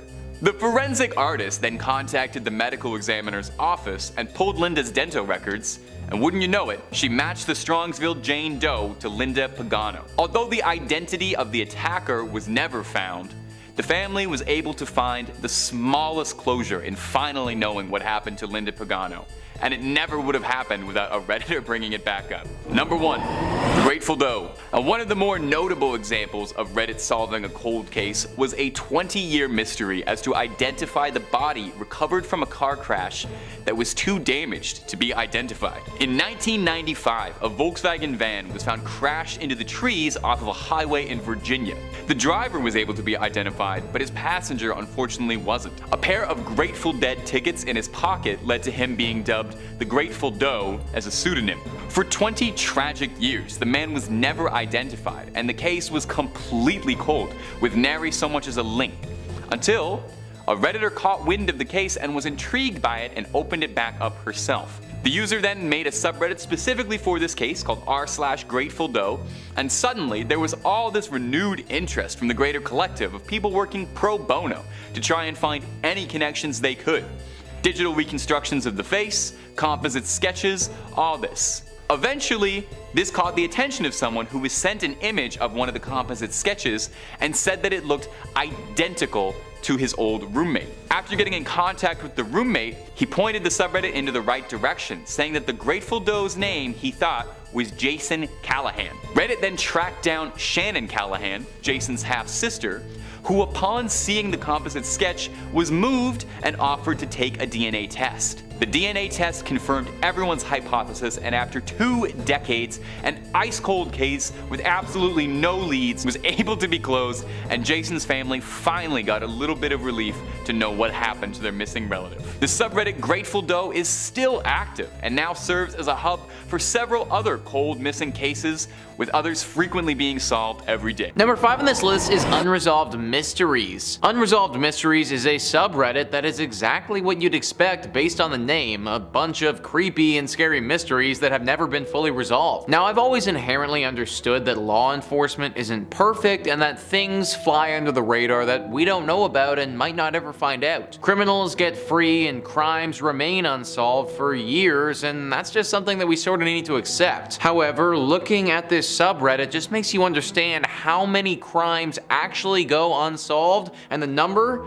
it's truly unsettling. So many of these posts are of people being murdered, disappearing, things being stolen, criminals breaking out of jail, all of these unlawful actions that have just never been solved. Like, I guess I'm okay with a few crimes not getting solved, but this is actually crazy, guys. Now, granted, there are some things on here that are just kind of cool mysteries, like artifacts that have gone missing and stuff of that nature. But most of the posts here are super dark and really make you question the law enforcement that we have in place right now. Just scrolling down through this subreddit, here are some of the topics that I'm talking about. We have assassination, then we have skeletal remains getting found, then we have a Jane Doe being found, then it's a disappearance, then it's 6 unresolved murders. Like, this is some seriously dark stuff, guys. Honestly, I'm not praying before I read this subreddit, I'm just praying in general that law enforcement can start solving some of these things. Number 4 on this list is 2-sentence horror. 2-sentence horror is a subreddit for those of us with particularly short attention spans. Considering I fall into that audience, this subreddit really spoke to me. The rule here is pretty simple: give a horror story in 2 sentences. Sounds impossible, right? Well, you'd be surprised how scary some things can be in just 2 sentences. Let's read off a couple. List Dexit12345 writes, "For 3 weeks I was trapped in that cave, forced to eat my friend in order to survive and see the sun just one more time. As I looked at the sky, there was a searing pain and then a darkness I would never escape from." Shouts from both sides says, "I heard a loud crunch as the dentist was performing my clean. He started screaming at whatever had hatched in my mouth, lashed out at him." Puzzleheaded by 9973 says, "You said I want a lifetime supply of chocolate. This is only 1 chocolate bar." I said to the person running the contest, "I meant your lifetime," he said, pulling a gun out of his jacket. So yeah, that's the type of stuff that we're dealing with on this subreddit. Out of all the ones on this list, I find this one to be the least scary and kind of the most entertaining. If I had to recommend you check out any of them, then this would probably be my subreddit of choice. Number 3 on this list is the Glitch in the Matrix. The Glitch in the Matrix subreddit is a subreddit where people share extensive stories about how we could potentially be living in a simulation and how they have witnessed a glitch. These things can get very weird, and if you believe the stories that are here, then they truly make you question your actual existence. We're talking about time loops that people get stuck in, things glitching positions, people teleporting to different places, things going very wrong that defy the laws of physics and are very reminiscent to that of a video game just totally glitching. Let's read off one of these glitches to give you guys an understanding of what I mean. This one comes in from Ragndur and they say, "Alright, so this is a very minor glitch, but it's messing with my head, so here you go. The other day I had my younger sister and 2 nieces over for dinner. While eating, I took a picture of us all and then took another picture maybe an hour later while sitting in the living room having dessert. Now on the first picture, my sister's shirt is very clearly a peach pink color, but on the second picture, it's a dark mint green / turquoise color. Now I confirmed with everyone that she did not switch shirts, and you can clearly see that it's the same one / cut. I thought maybe the phone camera was off or there was a filter causing it, but everyone else's clothes look the same, so that doesn't make any sense. None of us have any idea how she's wearing different colored clothes in these 2 pictures, so who knows, maybe I've had my first real glitch." This is a super minor glitch, but it's things of this nature that just don't make any sense at all. If you actually believe what these people have written, then it really does start to make you wonder, are we truly living in the Matrix? Number 2 on this list is Creepy Wikipedia. This subreddit is definitely up there as being one of the weirdest online. The whole goal of this subreddit is to find the creepiest and scariest Wikipedia pages in the world and then share them with the world. Wikipedia pages that frankly we probably don't ever need to see. Let's just go down a little rabbit hole here of Wikipedia pages that you might find if you visit this subreddit.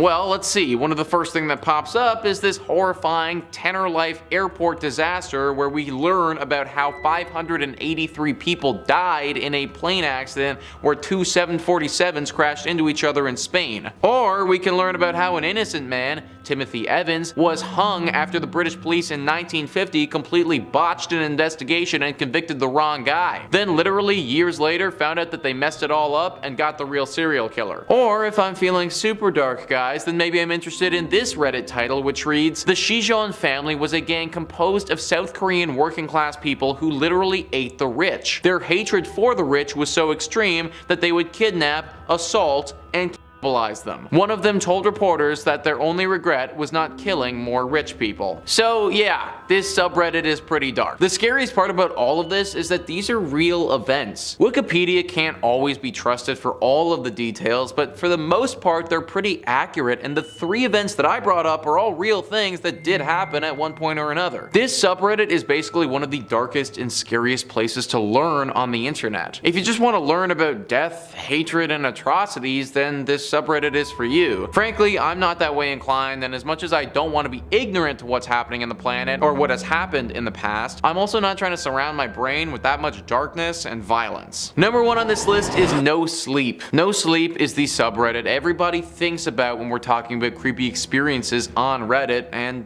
for good reason. This subreddit is filled with extensive tales of paranormal and creepy experiences people have had. Now I should note that most of the stuff posted on here is fiction, but every now and again you run into what someone claims to be true. Even these fictional stories are super scary though. These tales are typically very long, and therefore I won't be able to read out an entire post during this tiny little entry. However, I will read off the first section of this one story by Feathers and Fire. They write, I lazily flick the last watched video away, a cat wearing a helmet fashioned out of a melon, and a live feed takes its place. It's dark, with torches or headlamps making almost a strobing effect in some crusty old building. Ghost hunters or something like that? Not my thing. I raise my finger to scroll again, but at the last second, something catches my eye that stops me dead. The camera pans past a black and white framed photograph on the wall. It's my grandparents on their wedding day. I sit stock still, watching intently as the camera moves forward. I would recognize that photo anywhere, having examined it countless times as a child visiting their farmhouse. It was my favorite picture out of any hanging on their walls. Now that story, as you can guess, probably doesn't end as a fun and warming tale of this person's grandpa and grandma. It was a very well written post for sure, and gets very dark and scary very soon. If you decide that you want to read the full thing, then just be aware that you may not be getting a ton of sleep tonight. Just a warning.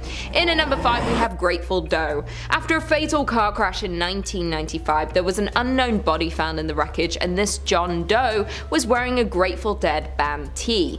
People eventually forgot about the case and was deemed unsolvable. The Grateful Doe was an American man who was hitchhiking when he was picked up by 21-year-old Michael Hager, but unfortunately Hager had crashed his van into a tree, and the two men were killed in the accident on June 26, 1995 in Greensville County, Virginia. The unidentified hitchhiker was an American man estimated to be between the ages of 15 to 21 years old. He had brown eyes with long curly brown or dark blonde hair that had been dyed red. There was a star tattoo identified on his upper left arm, and he was found wearing a Grateful Dead t-shirt on as well. Investigators had found Grateful Dead tickets in the young man's pocket dating June 24th and 25th.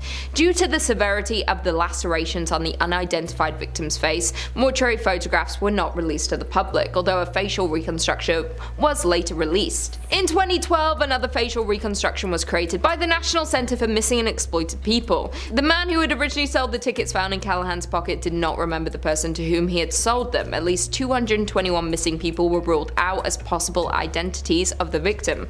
Investigators exhausted all of their resources, questioned everyone they could, and the case eventually went cold, and his body remained nameless until 2015. A woman by the name of Layla Betts, a Redditor and Grateful Dead fan, came across the case and began researching and posting what she had found online. The case soon went viral thanks to Layla, and she was soon contacted by one of the Doe's former roommates, who helped her put together pieces of the puzzle and tried to solve the case. Layla found out that Doe's real name was Jason Callahan, and finally this case was solved after so many years. Coming in at number 4 we have the Hotel Zaza photo. In 2013, Reddit's internet detectives swarmed a subreddit for Houston, Texas, after a user by the username Joe Likes Music posted a mysterious thread asking insiders what the deal was with a bizarre hotel room at Hotel Zaza.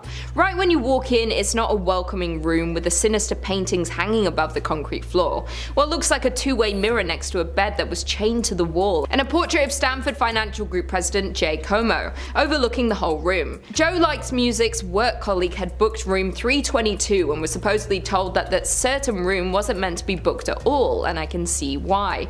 Rather than just saying, oh, it's just a weird themed room, the internet did what it does best and speculated wildly about the contents of the room. Some commenters thought the room numbers corresponded to the Skull and Bones secret society, while others assumed that the whole thing was a marketing scam. Vice got wind of this story and tracked down someone from the hotel to get these Redditors' questions about this creepy hotel room finally answered. Cryer Coots, the Houston hotel's head of e-marketing, brought light to some unanswered questions about the themed rooms and weird paintings. Coots stated that, like the other themed rooms Zaza prided itself on, the Hard Times room is just a kooky take on yet another theme. jail.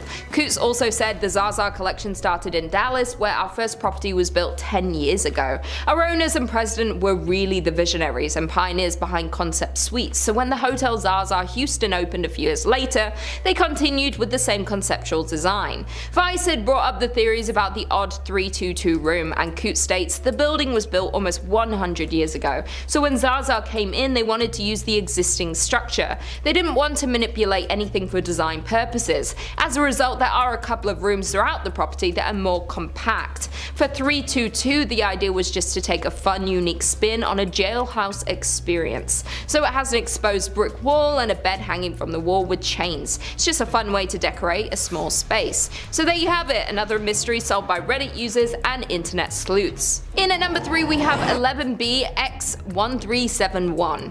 In early 2015, a dark and mysterious video popped up on YouTube, and a Swedish tech blog that created a web mystery and Reddit users wanted to solve this odd discovery.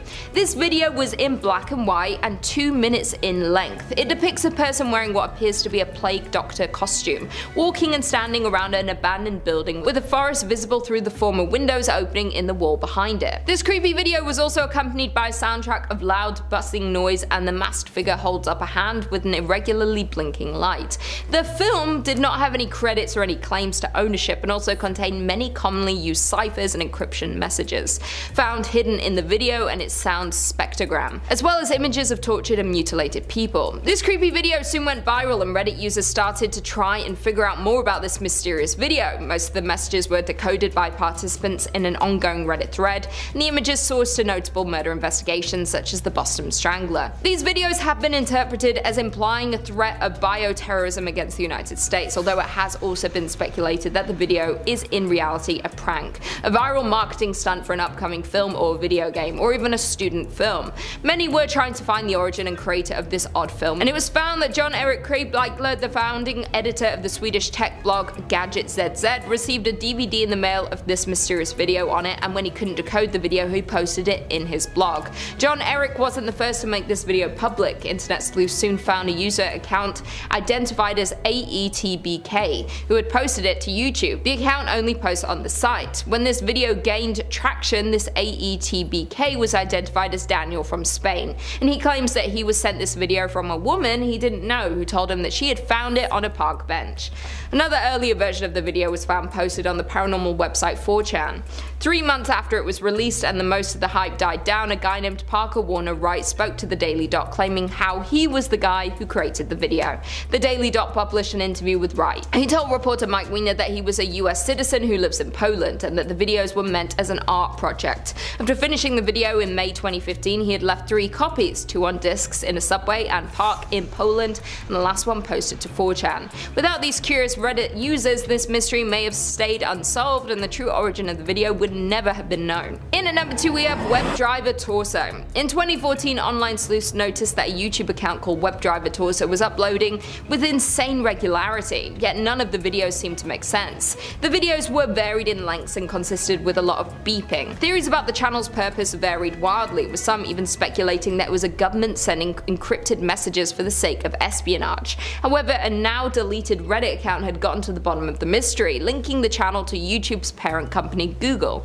Google actually eventually responded to the mounting speculation surrounding WebDriver Torso, explaining that the videos were used to determine to what extent the technical quality of videos had suffered when they were uploaded to the site, when compared to the originals. Created by Google on March 7, 2013, the channel began uploading videos in September of the same year, consisting of simple slides accompanied by beeps. It was brought to public attention in 2014, when it became a source of speculation for viewers who discovered it and noted 3 atypical videos featuring jokes, and that's when Reddit came across this and started trying to crack the case. The channel stopped posting videos at its same rate after 624,774 videos as of May 2017. The channel posted a few more videos in May, August and October 2018, followed by uploads in July and October 2019. The channel once again posted a video on November 22, 2021, Also, if you search WebDriver torso into Google, the logo will begin behaving in an odd and mysterious shape-shifting manner. Now that the Reddit thread is deleted, leaves mystery in what Google was really trying to do with these videos, or if there really is a true sinister reason for these videos. In at number 1, we have the identity of the Strongsville skeleton. Back in February of 1975, 3 boys exploring the local woods in Strongsville, Ohio came across a skeleton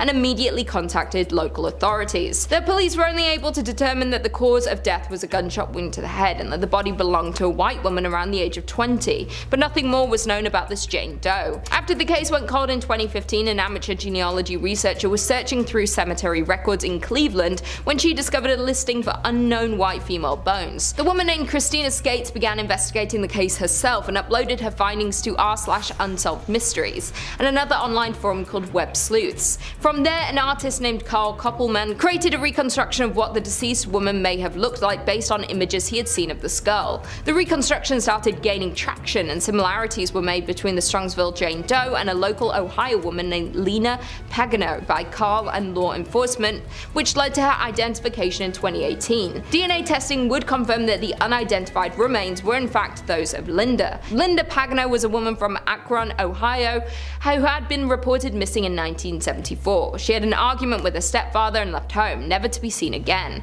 Thanks to Reddit and Web Sleuths, this case was solved and the Jane Doe was finally identified and the case could finally be closed after more than 40 years. Coming in at number 5, bug-eyed. We love a good pun from time to time, but this one might just stick with me for the rest of my life. As a person who's worked at swimming pools and summer camps, I've seen all sorts of different stuff get into people's eyes, from sticks, rocks, chlorinated water, bird droppings, and of course, bugs. Hell, I had a gnat fly into my eye while I was biking just last week. But these are all things that can be removed relatively easily if you're careful. They're not trying to make a home in your ocular orb. This story from Reddit user Oscar Devine makes me want to scream, and you're about to find out why.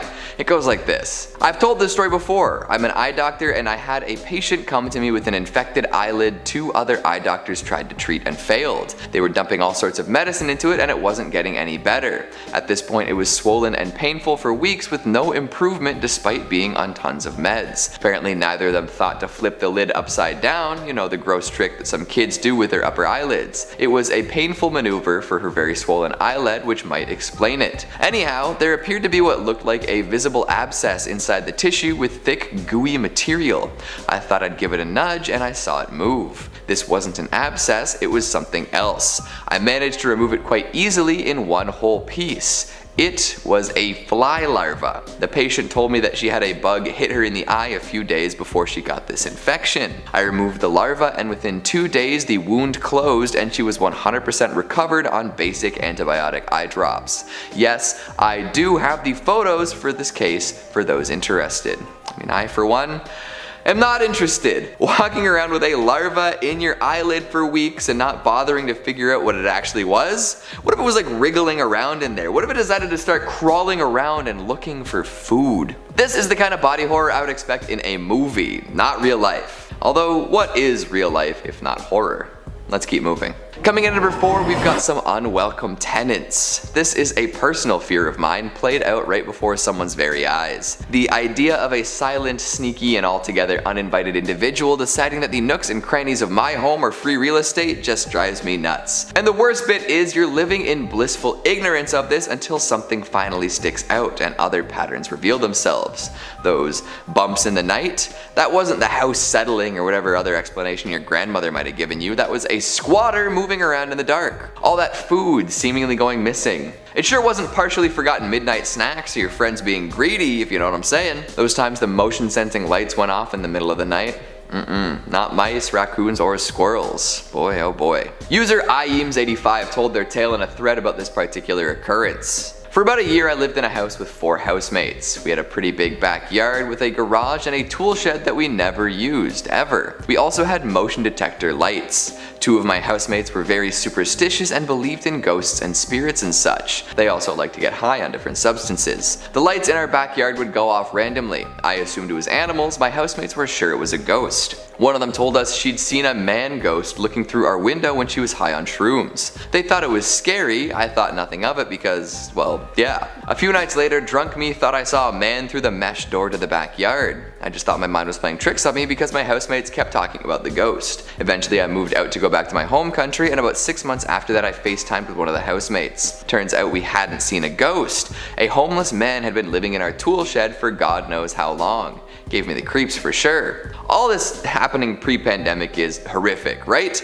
But imagine it happening now. You're always home, and they have smaller windows to get out of their hiding spot. What if somebody died while in your home because they couldn't get enough food or couldn't get outside, and you didn't even know until you smelled something funny? That's not an experience I ever want to have. Coming in at number 3, we've got pus brain. Not two words you really want to see together, right? Well, just listen to this story from user Slappy McSlappenstein. It speaks for itself. When I worked in healthcare, I had a patient who got a sinus infection. He stopped taking his antibiotics after a few days because he felt better. His sinus infection came back with a vengeance. When he got to the emergency department, he was presenting with stroke symptoms. The infection had spread to his cranial cavity. There was so much pus that it was twisting his brain. No one thought he would survive the surgery. The family was advised to expect the worst, but amazingly he actually survived. He ended up needing 3 more surgeries to wash out and spent almost 2 months in the hospital. So take your full dose of antibiotics, people. How are we feeling about this one? A little headache? Checking in on your sinus health? Because that is absolutely bonkers.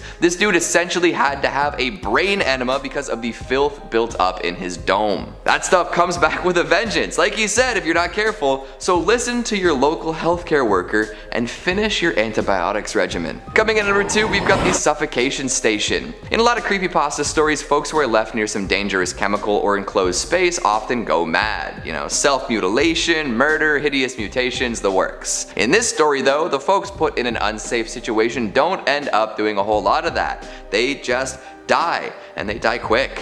We live in a cruel world, and if the folks running companies aren't careful or tend to cut corners, a lot of bad stuff can happen. Take it from Reddit user Animator Spaminator. I heard this from my grandpa. He used to work in the oil/gas industry. His father actually owned the company. Anyways, they had these huge tanks full of some deadly gas that's heavier than oxygen. Some guy went down to measure the size of the tank, suffocated, and died. Another guy found him at the bottom, wanted to help him, and he went down after him, suffocated, died after falling off the ladder down. Third guy does the same. Eventually, my grandpa finds 3 dead bodies at the bottom of a large tank, all having suffocated on this toxic gas. They have vents in these tanks now, which is good. Yeah, the poor grandpa. Imagine strolling into work and discovering not 1, not 2, but 3 dead bodies. All because of an invisible assailant that robbed the oxygen from their lungs. And finally at number 1, we've got the Outback Backpack Killer. If I was ever to visit Australia, I would be on the lookout for killer animals, bugs, and temperatures. In fact, killer people probably wouldn't even cross my mind. However, as this story shows us, murderous lunatics can be anywhere at any time. User Passometer has this story to tell. I met a guy who had been traveling Australia with a couple friends, hitchhiking around as many of us have done. One of his friends told him that they were near his distant uncle's house, whom he'd never met before. He got a phone number from a family member, and as they had hoped, the uncle offered them a place to stay. He picked them up in town and drove them out to his rural property way out in the bush. They said he seemed like a pretty normal guy, friendly and cheery. When it was time to set up a place to sleep, the uncle took them to a closet that was totally full of sleeping bags and bedrolls. They didn't think much of it at the time and all grabbed a kit and set up on the living room floor. They stayed a couple days and nothing out of the ordinary happened, but afterwards the uncle drove them to the bus station and they continued on their way. About a year later, the man was arrested and charged with several counts of murder. He was the man who was picking up young hitchhiking backpackers and slaughtering them. The guy who told me this story was 100% certain he had slept in the sleeping bag of one of his victims. And now this guy has to walk around for the rest of his life with the knowledge that he slept in a death sleeping bag. Definitely the kind of story that ends up as the central focus of a true crime podcast. So the world doesn't look so sunshiny now, does it? After spending about a year or so indoors, far away from other people, some folks might just opt not to return to the planet at large. And after hearing these stories, I don't really blame them. Kicking us off at number 5, we've got r/no sleep.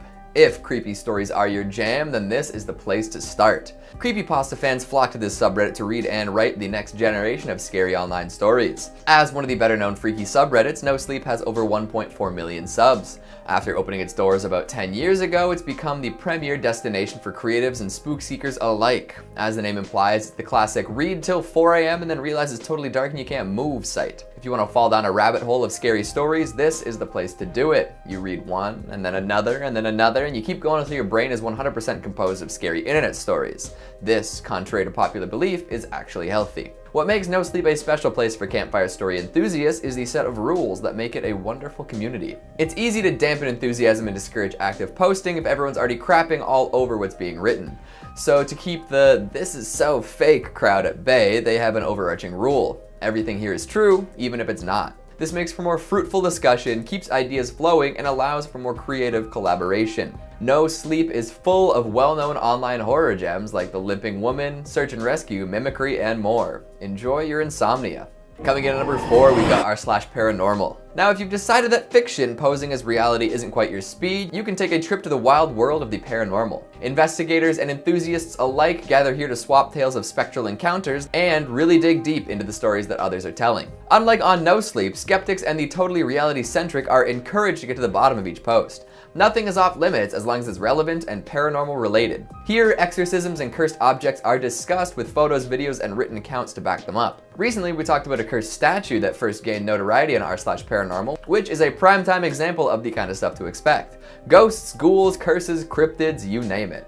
If it doesn't fit into the well-established version of reality that most folks subscribe to, you'll likely find it here. Connections between amateurs and experts are made here too. Folks experiencing their first real scare can come to seek advice on how to deal with it, or potentially on how to resolve any number of freaky happenings. And it's not all problems and solutions though. Some topics brought up on this board are actually unexplainable though, compounding the mystery and creep factor. Videos of objects moving when they really shouldn't, threads of crime scene cleanliness experiences, unexplainable security footage, and more await. A very popular, very unnerving category of posts is things kids said. You know, children with knowledge of things that they really can't explain.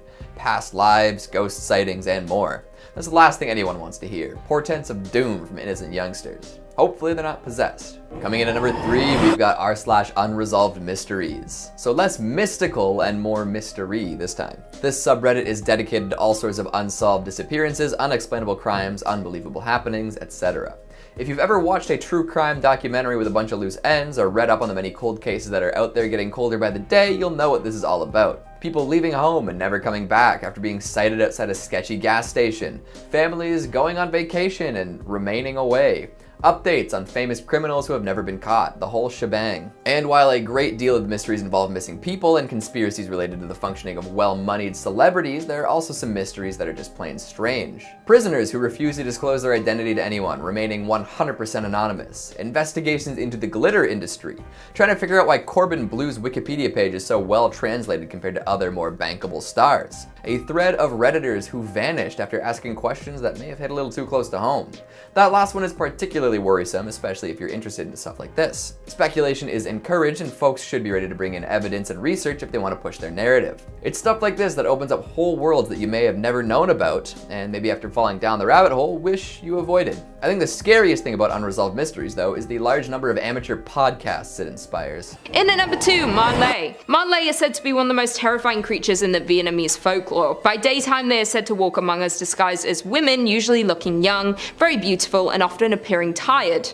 I'm always tired. At night, though, it's said that their heads detach from their bodies. They are seen dragging bloody organs alongside them and float around to feast on flesh, organs, and other rancid items. It is also believed that someone whose excrement is consumed by a Marley is cursed with eternal hunger and will eventually die of starvation no matter how much they eat. When sunrise comes, they must return to their human body again, otherwise they'll be burned to death by the sunlight. So the easiest way to vanquish a Marley is to hide their desired body so that she can't reattach her head. Apparently, the Marley story originated from when a woman, believed to be cursed, engaged in various sins and fraudulent activities during her previous life. Then after she died, her sins caused her to be reborn as a horrific demon who lives off dead animals, their organs, excrement, and garbage. There have been many different sightings throughout the 21st century, including strange red lights floating up and down a field in 2016, and then again in 2016 villagers saw strange green and red lights rising up and down in the distance, and people thought it was the Marley due to her glowing appearance when she floats through the night. There have also been videos and pictures seen all over social media believing to be the Marley, showing glowing figures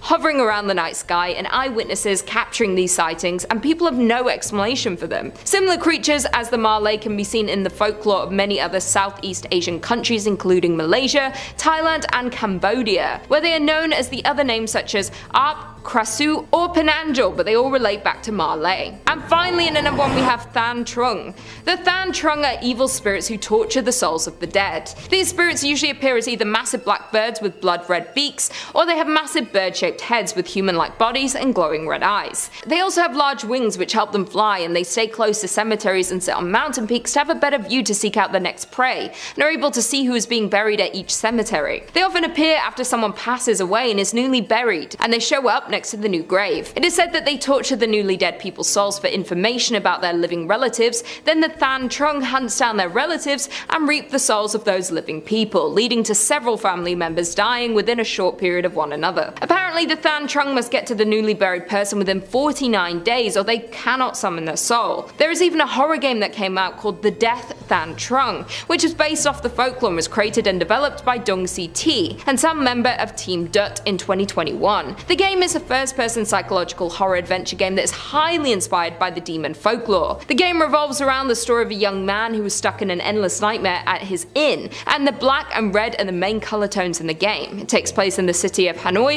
in 2021 and heavily involves the Than Trung and their reign of terror. Coming at number 5, we've got the Rat Men of Southend. Who could forget Dear Rat Boy, am I right? Well, if you forgot him before, prepare to have some imagery burned into your brain for life. There are actually a couple of tales referring to a rat man from Southend, so why not talk about both? The first is a little more fun and a little less tragic. Tragic nonetheless, but more juicy details and less cold-blooded murder. So according to some, at one point, the mayor of Southend was indeed a rat bastard. Not literally, but in the way that he constantly and unrepentantly cheated on his wife. Poor woman, although she did choose to marry a politician. So as divine punishment for this mayor's consistent adultery, his son was born with a rat face and a long tail. This did not sit well with the social climbing couple, but what could they do?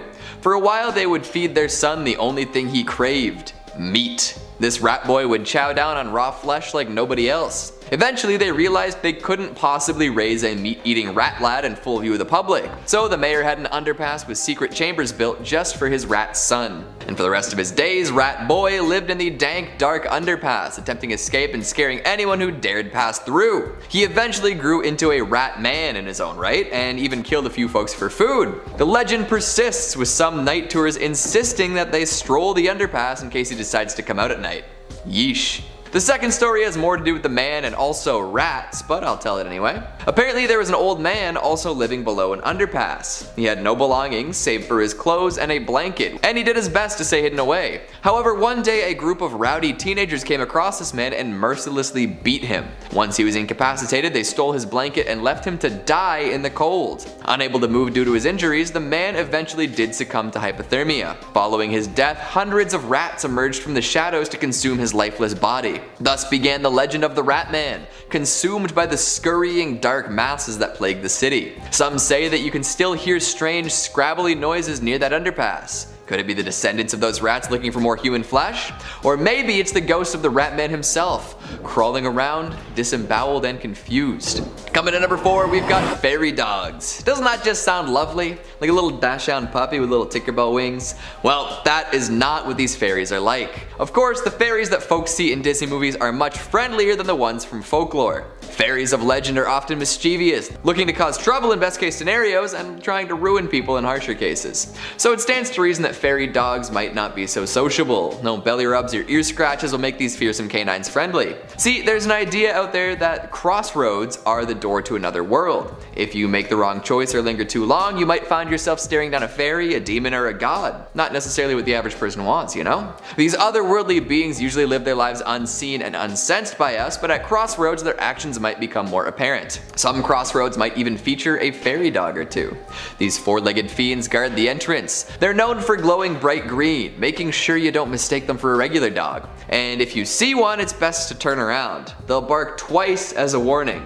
Alright, 2, remember that. And don't worry if you think you might miss one of these barks, they're as loud and commanding as they come. But if you do not heed this warning and the dog gets out a third bark, you are doomed.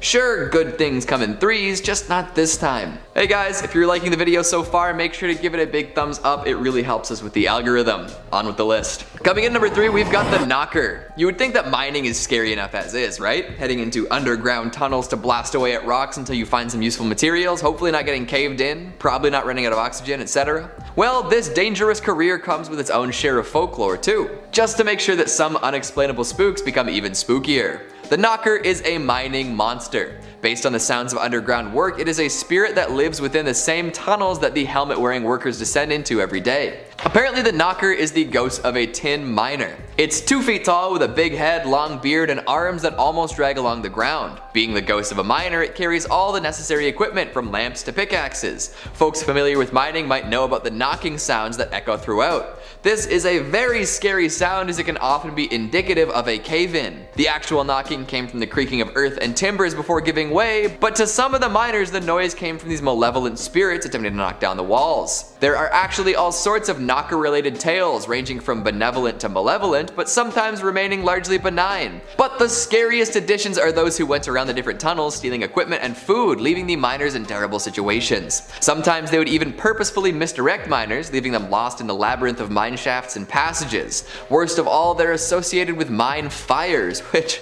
are absolutely horrifying. So make sure you toss the last bite of your meat pie into the mine for the knockers, lest you find yourself in a whole world of trouble. Coming in at number 2, we've got boggarts. Nasty, nasty creatures these ones are. A lot of folks are familiar with them thanks to the Harry Potter universe, but the idea of rotten little buggers ruining everything has been around for a lot longer than that. Household spirits looking to cause as much trouble as possible, boggarts are something nobody ever wants to deal with. They're famous for making possessions disappear, causing milk to sour, and having dogs walk lame. Definitely not fun. And once you've found yourself in the upsetting company of one, good luck getting rid of it. They will stick with your family no matter where you go, no matter how far you run. Your things will keep disappearing, your food will keep going bad, and you'll always be haunted by the knowledge that an awful little is making all of it happening. But don't even think about reasoning with a boggart. Sure, they were once helpful brownies or silkies, but something offended them or caused them to feel mistreated, and now they are just pure bad. Even if you offer to make a deal or treat it nicely from now on, it will respond very negatively. It will get furious and wreck all of your stuff in one go instead of doing it mischievously over the course of many years. So yeah, it's like a poltergeist you can't escape, but somehow worse. Folks that have to deal with these, not happy folks. And finally at number 1, we've got Black Shuck. We've talked about fairy dogs earlier, but that was just the beginning. This is the true terror dog, the big, brutal bad boy, the canine carnivore fueled by carnage, a hate-eyed and vengeful black dog full of rage and malice. There are all sorts of variants based on where you are, from the Gargest to the Guy Trash to the Padfoot, but the best known is Black Shuck. See it and you are out of luck. This thing is the embodiment of Satan. Wherever it goes, destruction follows. A harbinger of doom with blazing red eyes. If you see one, you are supposed to hide or make sure not to look at it. If you neglect to avert your gaze, your luck will get so bad that you die within the year. Holy smokes, right? There's one tale from a Suffolk church that tells of a Black Shuck visit during 1577. The enormous dog came running in, killed a man and a boy, and caused the steeple to collapse through the roof. It then left in a hurry, leaving dark scorch marks on the door. And that was just one little tale. Even if you're a dog person, you do not want to run into one of these. Something tells me that a treat won't smooth things over. Coming in at number 5, Cyclops. I mean, we can't have a giant creature list without including one of the most infamous giants in history, Cyclops.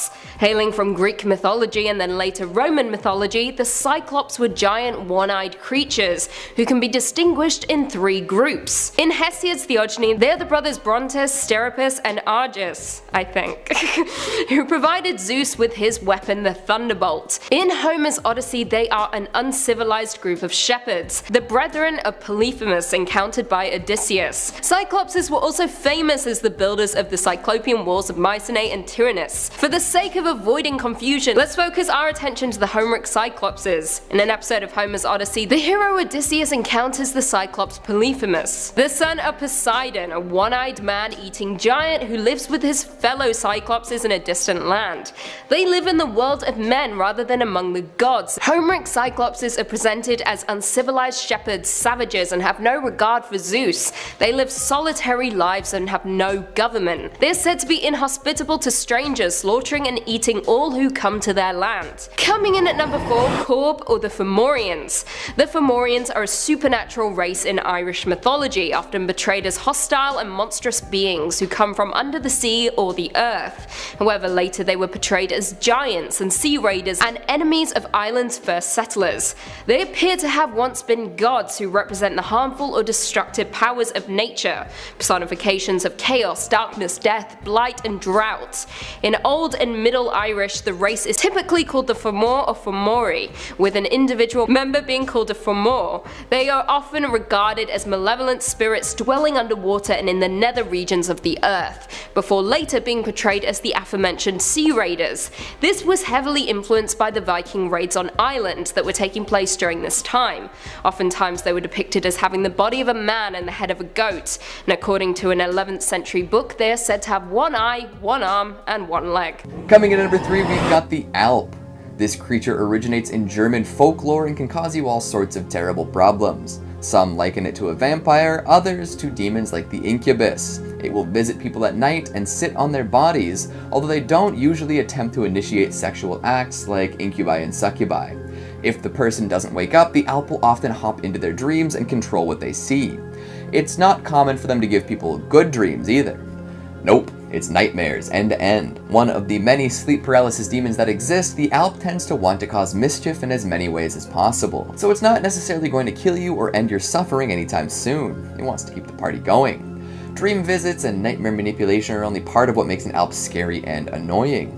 It drinks blood from people's nipples and plays all sorts of heinous pranks, from spoiling milk to rediapering babies to tying up horses' tails into knots. These little gremlins are indeed the worst, and they can shapeshift too, so don't expect to just see a little goblin hopping around. It might be a little trickier than that. Don't count on reading Nilbog backwards to save your butt either. What a bag of fun they are. Coming in at number 2, we've got the Jormungand. This giant snake lives in the ocean surrounding Midgard. It is so large that it encompasses the entire world and then eats its own tail. As I previously mentioned, it's the sibling of Fenrir, which is kind of odd considering that one is a wolf and one is a snake, but hey, Loki definitely got around. Jormungand is famous for its rivalry with Thor. The two would engage in many legendary battles over the years. One of said tales has Thor fishing in the sea for the serpent. He snags it and starts pulling. As it gets closer to the surface, the giant Mir becomes terrified. He sees Jormungand dribbling blood and poison and decides to cut the line, sending the snake back down to the depths. Thor was not happy about this development. Later on, of course, the two meet during Ragnarok. One telltale sign that Ragnarok is coming is the violent unrest of the seas. This happens because our slippery pal here has released his tail from his mouth and begins to flop onto land. Once this happens, it will spit poison to fill half the earth. The snake and the god do battle, with Thor emerging victorious but then succumbing to poison.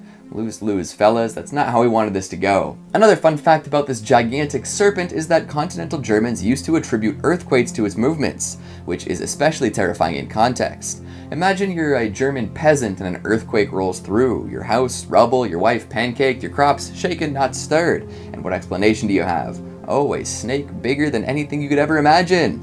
Cool. Good. Glad to know that there's something just slithering around beneath us and could surface at any moment. Definitely not living the rest of my peasant life in crippling fear. And at number 1, we've got Balor. When your people have an eternal, mythological, supernaturally powerful enemy, life can be rough. Dealing with the leader of said eternal, mythological, supernatural group of entities can be really hard, and that's what Balor is. Leader of the Fomorians and a malevolent force beyond comprehension, this enormous eyeball has been described in myths and legends passed down from the first Celtic settlers. This demonic tribe constantly showed up, bringing the deadliest of natural forces along to cause doom and destruction all throughout Ireland. Plenty of battles were fought between these demons and the folks who just wanted to keep existing, but the deadliest of all is Balor. A gigantic fiend with strength beyond measure, Balor was a sight to behold. However, you didn't want to look directly at him. He had an enormous eyeball, rumored to be poisonous, that would turn the tide of any skirmish. It was so big, in fact, that it required a team of servants to manually open and close it. Anyone who he pointed said humongous eyeball at would perish, and this became a keystone weapon in the Fomorian arsenal. For ages, these demons dominated the Celtic settlers, forcing them back and preventing them from truly taking hold of the land. However, there was a prophecy that did not bode well for the demonic tribe. Apparently, his grandson would one day strike him down and dethrone the Fomorians in one decisive blow.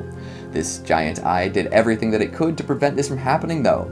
Hiding his daughter away to prevent her from ever bearing children, Balor was careful not to let any grandchildren make it onto the scene. However, a priestess managed to sneak a human hero into her quarters, and this man seduced the woman, resulting in triplets, only one of which survived. And wouldn't you know it, the surviving sibling grew up to be the heroic Lu Lamfada. Lu was an ace with the good old slingshot and managed to get his granddad right in the eye. There's something about slingshots and giant eyeballs in mythology, eh?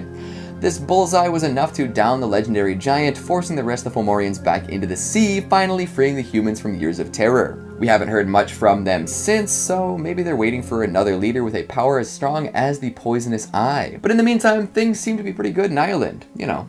For now. Coming in at number 5, we have Nucalavi. The Nucalavi is a winter monster who dwells at the deepest depths of the sea. The monster is a type of demon. Its appearance is that of a horse, but it has the upper body of a man coming out of the middle of its back like a rider. The arms of the man-like part of the animal are large and drag along the ground with the head rolling back and forth. The man part of the beast is limp and lifeless. For the majority of the year, this demon is trapped in the sea by powerful sea spirits, but during the winter, it is able to rise from the water depths. The creature has no skin. All that you can see on the surface are muscle and veins. The horse mouth breathes a powerful toxic vapor. This vapor causes the living to become ill, and for crops and trees to wilt. Anywhere the beast goes, a drought will follow. The demon is so dangerous, many people are warned to not even say the name. If it was to be mentioned, it was to be in hushed tones, followed by a prayer to protect you from the beast finding you. Well, I wish I knew that before I was saying its name at the beginning of this number. Some say the creature is responsible for all the great plagues and when people are having trouble with their livestock or harvest. If you were to see the creature, it would begin to pursue you. Once you have looked at it, there is no escape. It will be relentless in its pursuit of you. It does, however, have one weakness. As a creature of the sea and of sickness, it is unable to stand on or cross fresh water. The only escape is to find and immerse yourself in fresh water, so it has no way to reach you. Once you have done this, it should give up its pursuit. Coming in at number 4, we have Yuki-onna. Yuki-onna is a Japanese spirit. She is a deadly monster, also referred to as Snow Woman. It is believed that she was once a beautiful young woman who was traveling in winter. She was hit by a heavy snowstorm and perished. It is said she now brings storms and freezing temperatures with her. There have been many different stories of people having interactions with her spirit. Some say she appears to travelers to lead them astray. She offers to guide them through the storm to safety, but then leads them deeper into the storm so they pass away due to the extreme exposure to the cold. Others have seen her with a child in her arms, known as Yukinko. The child wears a straw snow cloak that is traditional in Japan. Yuki-onna will freeze anyone who attempts to take the child from her. Sometimes she even goes into people's homes. She will burst open the doors and open the windows. She'll bring the storm into their home to freeze them in their sleep. The reasons for her attacks are unknown. Some say there is no reason, that her actions are random. Others think she is not aware of her actions. She was simply cursed by the storm that took her life. There is currently no way to escape from the Snow Woman. There are stories of her showing mercy and sparing people, but why she does this we don't know. The best way to stay safe from her is to avoid any extreme weather conditions during winter, or you might just get to meet her yourself. Coming in at number 3, we have Chenu. Chenu bears some similarities to the Wendigo. It comes from the Wabanti tribes of the northeast of the US. The thing that many people find terrifying about the Chenu is that it was once human. A Chenu is created when a human being commits cannibalism, or if they refuse to help feed someone who is starving.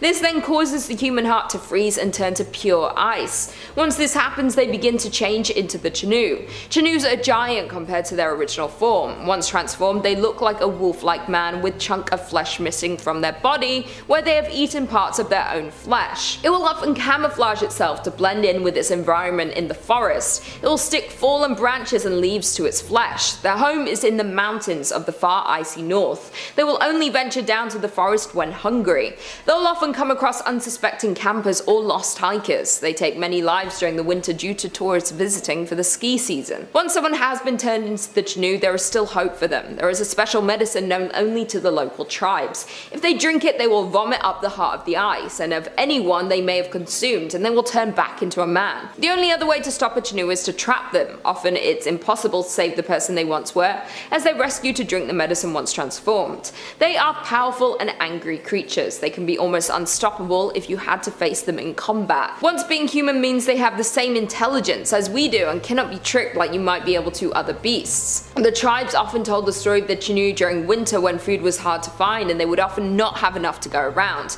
It was to deter them from turning to cannibalism to survive. Fair enough, just don't eat people. Coming in at number 2 we have Ijark. The Ijark is a powerful spirit. The story goes that they were created when they wandered too far north. They went to the coldest northern point they could reach. They say that they ended up getting caught between life and death. While they were trapped within this void, they became a shapeshifter. Having crossed the veil of the living, they were able to bend it to their will. The only thing that the shapeshifter cannot change is their blood red eyes. This is the only indicator that the person is an imposter who has changed into their current form. Its true form looks like any usual person until you see its face. Its eyes and mouth are sideways. It's said that if you were to look at it directly it will disappear, but people have seen it from the corner of their eyes and have been able to create a description from this. It is said that they target unsuspecting travelers. They will disorient them so that even if their destination was in sight, they would become lost and led far away from the path they were on. It is said they would often create and live in colonies together and will confuse those who track them down to stop anyone from entering their territory. Sometimes, however, when they choose, the living does enter that realm. They will drag the living to the realm of the undead. Many people will have had an experience with these beings and never knew it. They leave you stranded with memory loss. You will suddenly feel lost, unable to remember where you were heading in the first place. Do you think you have met one before? I probably have. I've been around. And finally, in at number 1 we have Yeti. The Yeti, or abominable snowman, is probably the first thing that you will think of when it comes to frozen creatures. Mentioned a lot in popular culture, the Yeti had quite a name for itself. Although many say that it doesn't exist, there have been many times when it's caught on camera. The creature is tall, is an ape-like being. It comes from the Himalayas in Nepal. It's covered in soft white hair, like fresh snow, as to blend in with its environment. It is known to attack if humans come across its habitat or even wanders to local towns. The old tribes of the area used to worship the Yeti as a spirit of nature protecting the mountains. The creature is terrifying to encounter with large teeth and claws. While stood up, it towers over all the animals and humans. In the 20th century, there were many reported sightings of the creature. People were increasingly making attempts to scale the mountains to catch a sight of the Yeti. People found strange tracks or saw the creature from afar. One team even brought back hairs they claimed belonged to the animal that they had found on their investigation of the mountain. In the 1950s, the United States thought that finding the Yeti was so likely that they created a permit that you could obtain if you followed the rules it had in place. The first was that you were not allowed to look for the Yeti unless you had a permit, and the government knew when your expedition would take place. The second rule was that you were not allowed to harm the creature unless in self-defense. The third was that the Nepalese government had to approve any news reporting on the animal's discovery. Many people today still go looking for the creature, since hundreds of people go missing in the mountains each year. It's not something I would recommend any of you do. I mean, they could just be going missing because it's cold, you know? Bit of a chill. Number 3. I was home alone and my parents were out of town. We just moved into the house, so there was an empty lot next to the house with a half-built house on it. My parents were the types to always leave the door unlocked. While they were gone, I was watching TV when all of a sudden, the door that leads into my garage from the inside starts to wiggle. I put my TV on mute to listen and I see it move this time. I start freaking out and I'm kind of in shock looking for the phone. I can't find the house phone, so I search for myself. I remembered I left my charger in my parents' car, so now I am frantically looking for the house phone. Our house was pretty new, so my mom hadn't even put blinds or drapes up in the kitchen or living room. Again, no blinds, no phone. Whoever was wiggling the doorknob starts banging on the windows in the living room. I shoot upstairs looking frantically for the phone and also trying to figure out how and where I'd jump out of my house to get away from the maniac that's probably outside my door if I needed to. He then starts pounding on my door. I can tell at this point that he's using something metal or plastic by the sound of the thumps. I genuinely thought thought he was going to shoot my door open. I remember that because I was mad at myself for being such a fool. I frequently talked on the phone,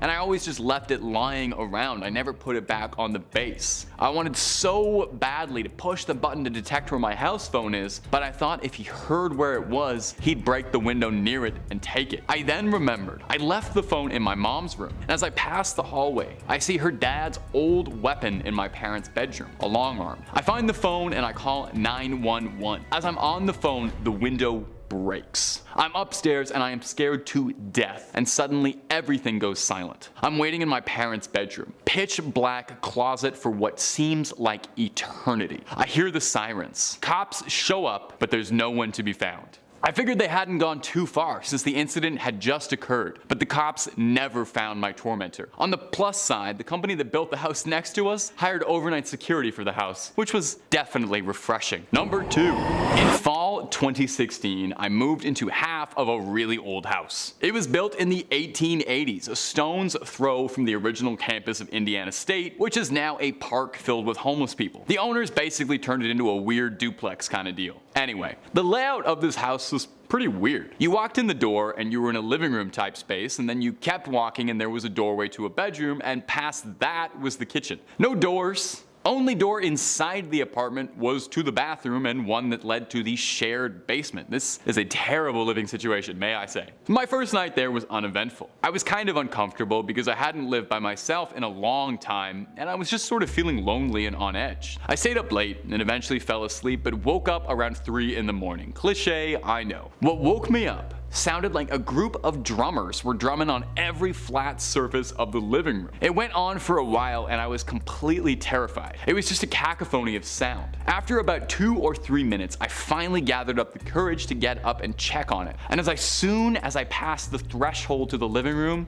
it just stopped. Nothing happened the rest of the night, but I didn't get much sleep at all. A couple of days later, my friend was visiting and he was about to leave. We were standing by the front door to my bookshelf and I told him about how I was having trouble sleeping, and I told him that story about my first night there.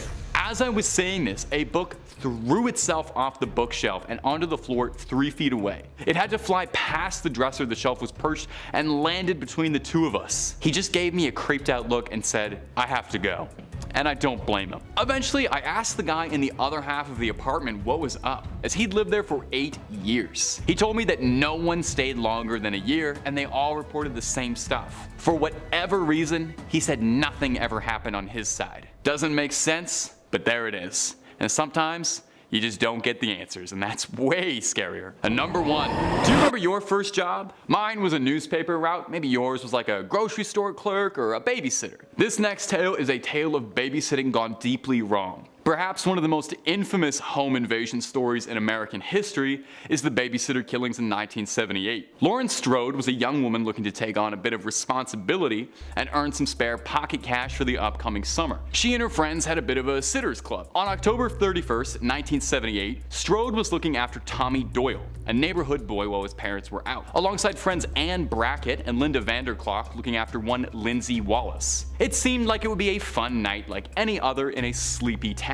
Unfortunately, unbeknownst to the girls, earlier that week a mental patient from Smith's Grove Sanitarium nearby had escaped containment and was on the loose and suspected to be around the Haddonfield area. A quiet investigation being led by Sheriff Brackett, Ann's father, and a psychiatrist at Smith's Grove was underway to try and apprehend the patient, who had been incarcerated after killing his sister years ago in a fit of unprecedented, terrifying violence. The patient had disguised himself and was stalking the streets of Haddonfield and had come across Strode out of a psychotic obsession. He stalked the girl for days until eventually making his move, and then proceeded to invade the home of Linda Vanderklok and strangled her alongside boyfriend Bobby Sims. Strode protected the youth she was looking after, and thankfully both Tommy Doyle and Lindsay Wallace were not harmed in any way, and boldly attacked the invader with a knitting needle, subduing him long enough for authorities to arrive, where he was apprehended and returned to Smith's Grove Sanitarium, where he remained for 40 years. Strode remained in Haddonfield, where she lives quietly and would prefer not to be disturbed, looking after her daughter and granddaughter, and does not not celebrate Halloween much anymore. What? Coming in at 3, Titans. Hailing from Greek mythology, the Titans were the pre-Olympian gods. According to the Theogony of Hesiod, they were the 12 children of the primordial parents Uranus and his mother Gaia, with 6 male Titans, Oceanus, Cous, Creus, Hyperion,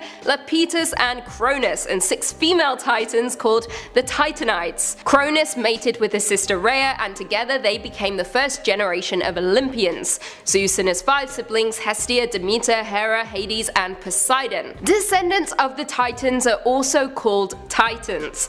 The Titans were also former gods, the generation of gods preceding the Olympians. They were ultimately overthrown as part of the Greek succession myth, which told how Cronus seized power from his father Uranus and ruled the cosmos with the Titans as his subordinates. Now Cronus and the Titans were in turn defeated and replaced as the ruling pantheon of gods by Zeus and the Olympians in a tenure referred to as the Titanomachy. As a result of the war, Cronus and the vanquished Titans were banished from the upper world, being held imprisoned under guard in Tartarus, although according to history some of these Titans were allowed to remain free. Coming in at 2, Fatchin.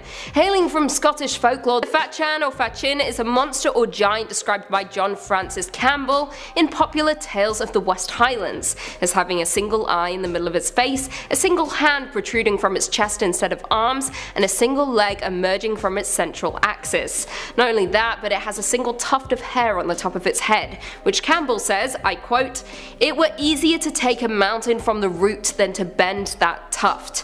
Quite the tuft indeed. However, Campbell isn't the only writer to reference the giant. Douglas Hyde did so too in his collection of Irish folklore called Beside the Fires. I quote, "He held a very thick iron flay club in his skinny hand and 20 chains out of it, and 50 apples on each chain of them, and a great venomous spell on each great apple of them, and a girdle of the skins of deer and roebuck around the thing that was his body, and one eye in the forehead of his black-faced countenance, and one bare, hard, very hairy hand coming out of his chest, and one veiny, thick-soled leg supporting him, and a close, firm, dark blue mantle of twisted, hard, thick feathers protecting his body. And surely he was more like unto devil than to man." Now, though hailing from different countries, both descriptions seem to represent branches of a common Gaelic tradition. Finally, coming in at number 1, Caicus. Hailing from Roman mythology, Caicus, meaning bad, was a fire-breathing giant and the son of Vulcan. He was ultimately killed by Hercules after terrorizing the Aventine Hill before the founding of Rome. However, let's go back. Caicus lived in a cave in Italy on the future site of Rome. To survive, he feasted on the flesh of humans and would nail the heads of victims to the doors of his cave. Now, like I said, he would later be defeated by Hercules, and according to Evander, Hercules stopped to pasture the cattle he had stolen from Geryon near Caicus' lair. As Hercules slept, the giant took a liking to the cattle and stole 8 of them, 4 bulls and 4 cows, dragging them by their tails so as to leave a trail in the wrong direction. When Hercules awoke, the remaining cattle made suggestive noises towards the cave, so Hercules, now angry, stormed towards the cave, and a terrified Caicus blocked the entrance with a vast, immovable boulder, so Hercules quite literally tore off the top of the mountain to reach him. Caicus responded with spewing fire and smoke, while Hercules attacked with tree branches and rocks the size of millstones.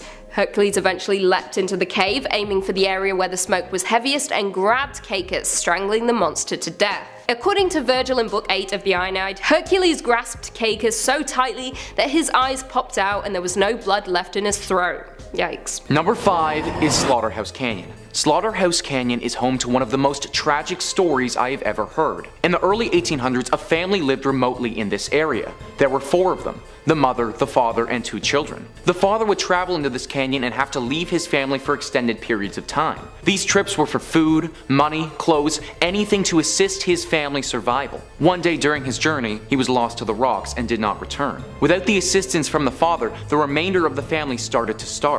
Slowly dying of famine and having no resources, the family, and most specifically the mother, lost her mind. Her madness reached a state that she could no longer come back from, and the incessant bawling of her children for food became too loud in her mind to bear. Dressing herself in her wedding gown, she walked her children to a nearby river and threw them in it to let them drown in the water. Realizing what she had done, her cries filled and echoed throughout the canyon until not long after she finally perished to starvation herself. It is said that this canyon is still haunted by her undead spirit, that anyone who sets foot on these grounds will hear the shrieks that echoed throughout the canyon centuries earlier, and that extended exposure to this area will cause one to lose their mind exactly how the mother did. Many people report having extreme anxiety when in this area and a deep desire to leave. Perhaps that is the mother spirit attempting to warn people of this canyon so no one suffers the same fate that her family did. Regardless of her intentions though, it's safe to say that Slaughterhouse Canyon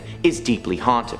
Number 4 is the Devil's Tramping Grounds. This is in reference to a very strange patch of soil in North Carolina. For decades, this circle of dirt has allowed nothing to grow on it, whilst the area surrounding it is home to luscious wildlife. Now there could be any number of reasons for why nothing is growing on this patch of dirt. Simply because an area of land cannot grow wildlife does not automatically mean the devil himself has anything to do with it. However, for this particular spot of land, that just might be the case. Locals have reported putting objects in the center of the circle and coming back a day later to find their items placed right outside of it. There have also been several sightings of deep red glowing eyes in the night. It's widely believed that this specific circle is used by the devil to dance at night, or in some cases, to perform graphic and gruesome rituals. Therefore, if anything is inside his circle, he will move it to the outside. A daring reporter decided to test this theory one evening and slept in that exact spot in a tent. He said that the entire evening he heard the distinct sounds of dancing footprints outside his tent, but couldn't spot anything when he looked outside. Whether it's the devil or a strange phantom creature performing strange phantom rituals, it's clear that something is not right with this dead patch of dirt. Number 3 on this list is Hoia-Baciu Forest in Romania. This forest has been regarded by many as potentially the scariest and most dangerous forest on the entire planet. Unlike your typical haunted house that may be haunted by a singular ghost, this forest has a plethora of creatures to watch out for. Ghosts, apparitions, dark shadowy beings, and demons have all been sighted in this forest, with one person even stating that they've seen a UFO before. The general note that almost everyone leaves with is this strange feeling of being watched and a strong sense of anxiety. This has been taken to the extreme on several occasions though. One story I came across detailed a man who lost his mind and swore that he had a run-in with a demon or the devil. Another one describes how campers consistently heard the stomping of horses right outside their tent, but when they went to check outside, nothing was there. There was also a tale of how 2 people went into the forest and overnight, one of them became fascinated with death. So fascinated that he became incredibly morbid and could only speak about death and how he wanted to watch people die. This forest started out as local Romanian folklore, but over the years has garnered some serious attention. The general consensus though is to stay away. Number 2 on our list is the haunted waters of Utah Lake. Utah Lake is a massive body of water that spans 150 square miles. Whilst it's undoubtedly home to a deluge of underwater critters, some of them don't come naturally. On the shores of Utah Lake are a collection of rocks, aptly named the Massacre Rocks. It's said that hundreds of years ago, the area surrounding Utah Lake was occupied by Native Americans. During that period, there was a great famine that was affecting the people in this group. Therefore, mothers of newborn children, rather than subject their child to a life of harsh starvation where they would likely die anyways, were forced by the community to drown these babies in the water of Utah Lake by the Massacre Rocks. It was through this tragedy that Utah Lake became haunted. Many locals of the area believe that the souls of these children still rest at the bottom of this lake to this day. It is undecided whether or not these souls have taken a physical and amphibious form or if they are simply ghostly apparitions. One thing is for certain though, do not go in the water. Approaching the lake, you will start to hear the cries of young children coming from the water. You must fight the urge to go and help that cry. These children, or water babies as they are often referred to, will drag you to the depths of the lake and you will never be seen again. Number 1 on this list is Airedale Asylum, located in Australia. The Airedale Insane Asylum was a mental institute that housed some of Australia's most dangerous criminals for over 100 years. It's said that many deaths occurred in this asylum, averaging roughly 100 per year. Now, it doesn't house any mental patients today, but it is thought that the spirits of these patients are still there.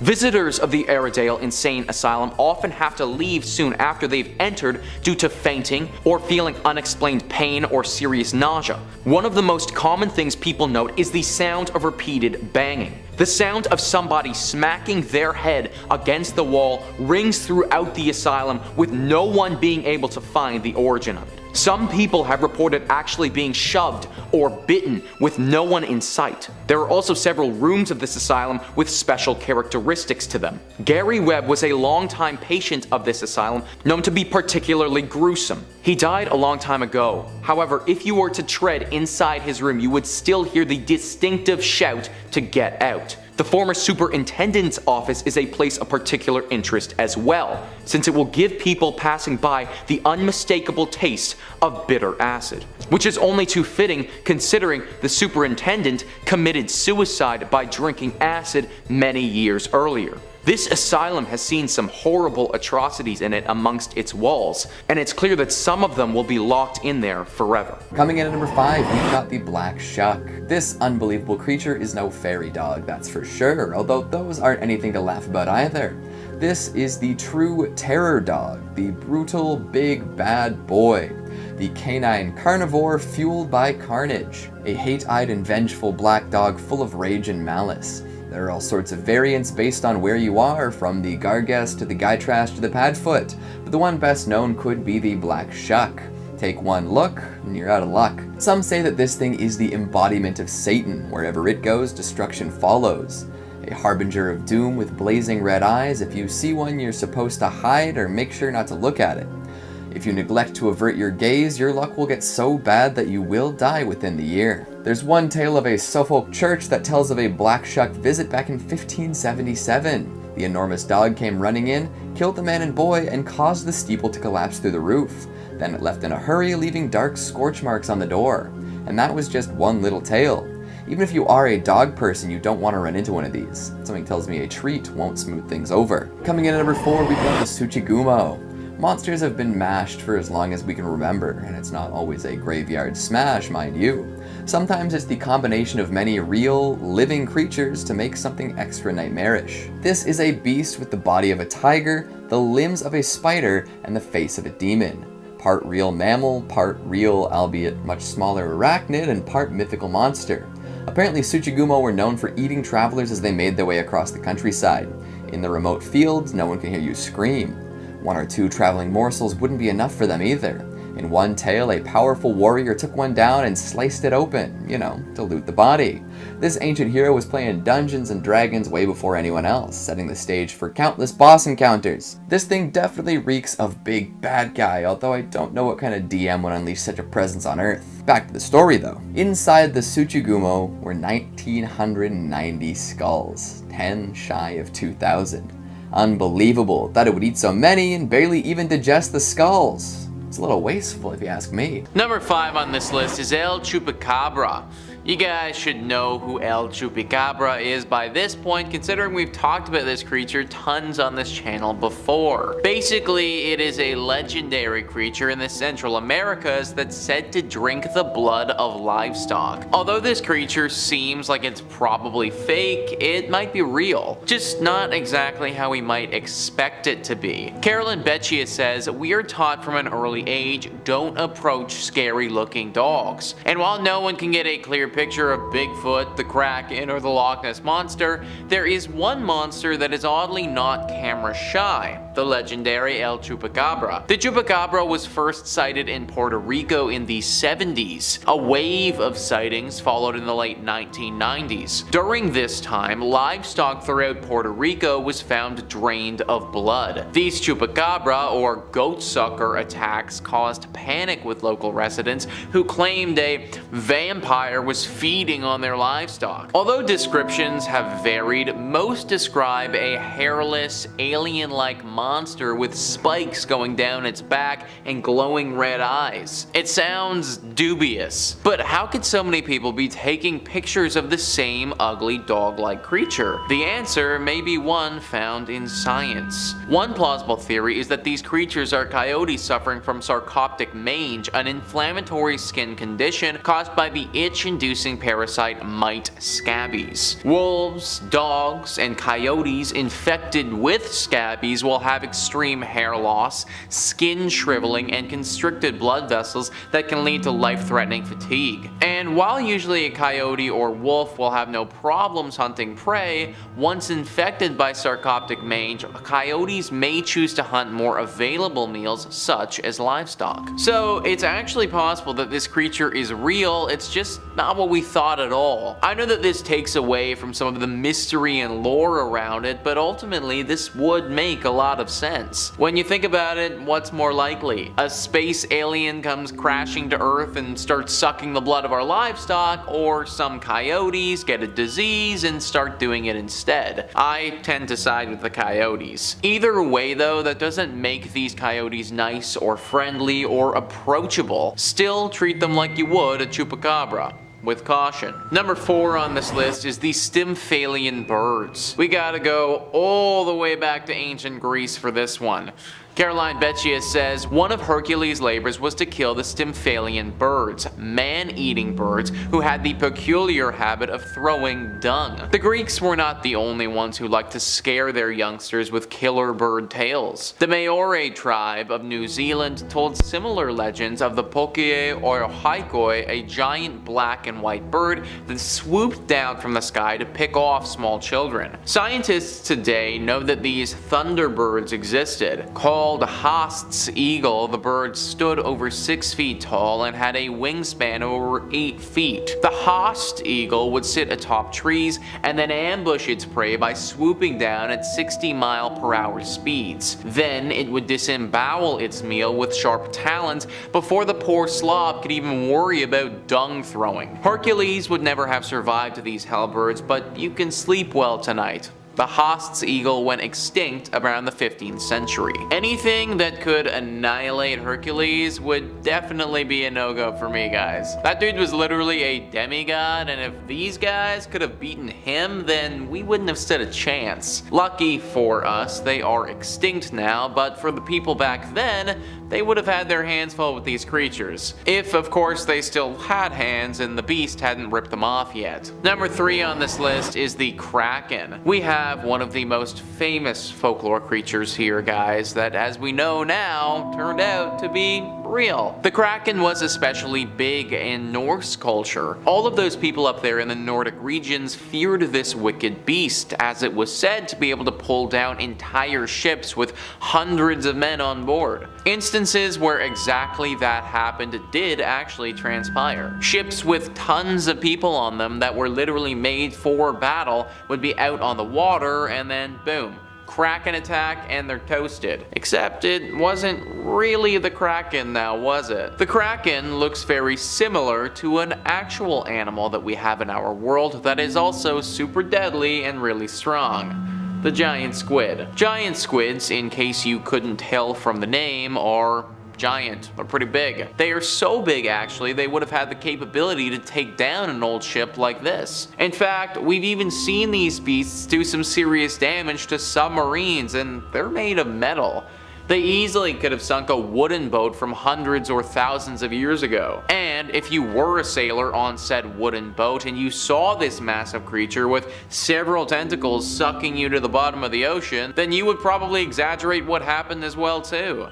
It's very easy to see how the legend of the Kraken got started and started to snowball as more encounters with the giant squid happened. I'm glad that the Kraken isn't technically real, because the giant squid is already bad enough. Number 2 on this list is the Charybdis. What was initially thought to be a folkloric creature may have been real, but not exactly in the way that we might think. Caroline Beccius says, nothing is more frightening than being sucked underwater by a whirlpool that feeds on human flesh flesh 3 times a day. The Charybdis first appeared in Homer's Odyssey. During this epic tale, Odysseus must sail between the 6-headed sea monster Scylla and the flesh-eating whirlpool Charybdis. These 2 dueling sea monsters attacked in intervals, much like a whirlpool's regular intervals of tidal activity. It sounds terrifying, but whirlpools that pull ships underwater really do happen. Known today as Garofalo, one is found in the strait between Italy's mainland and Sicily. Garofalo occurs when winds blow across the strait in opposition to the tides. This makes it technically not a whirlpool because there's no circular motion, but it does have the ability to wreak havoc on ships and pull humans into a watery grave. So this deadly creature was real, it just ended up not being a creature at all. Back in the times when these stories were written, there would have been many folklore legends about evil sea monsters that could pull brave sailors into the sea. The reality of the situation is though that the ships we had back then kinda sucked, and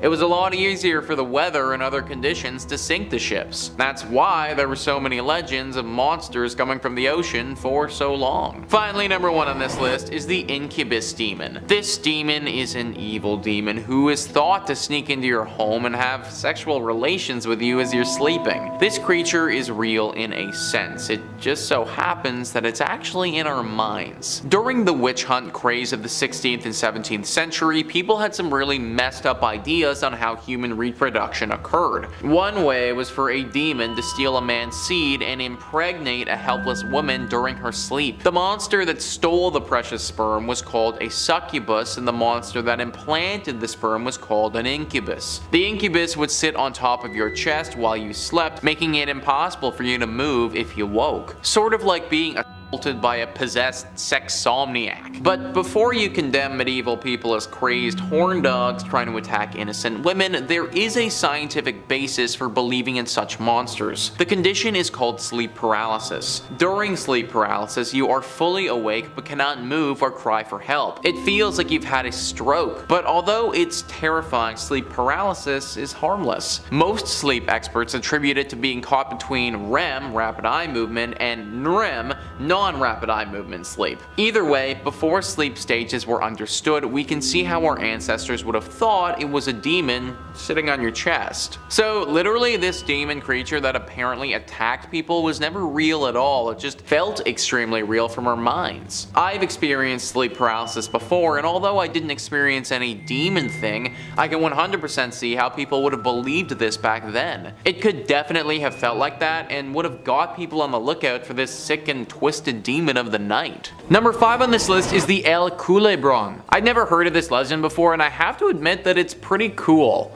This creature is native to Chile, and although it'd be pretty neat to look at from afar, it's definitely very dangerous. Scoop Whoop says El Culebron is basically an enormous hairy snake with a gigantic calf-like head. It's said that the creature resides inside of dark caves or remote forests, and it eats basically anything in its path. Legend also has it that the snake can draw wealth to anyone who's able to domesticate it, but trapping a Culebron is no easy feat. You have to find one in the wild, pluck 3 of its longest hair strands without getting eaten, and then put it in a bowl of milk. From that bowl, 3 baby Culebron will spring to life, and the strongest will eat the other 2 and become a full-fledged Culebron. From that point forward, owners have to maintain the snakes with sacrifices of animals or close relatives and leave the blood in a secret location that only the snake knows of. A very unique legend if you ask me.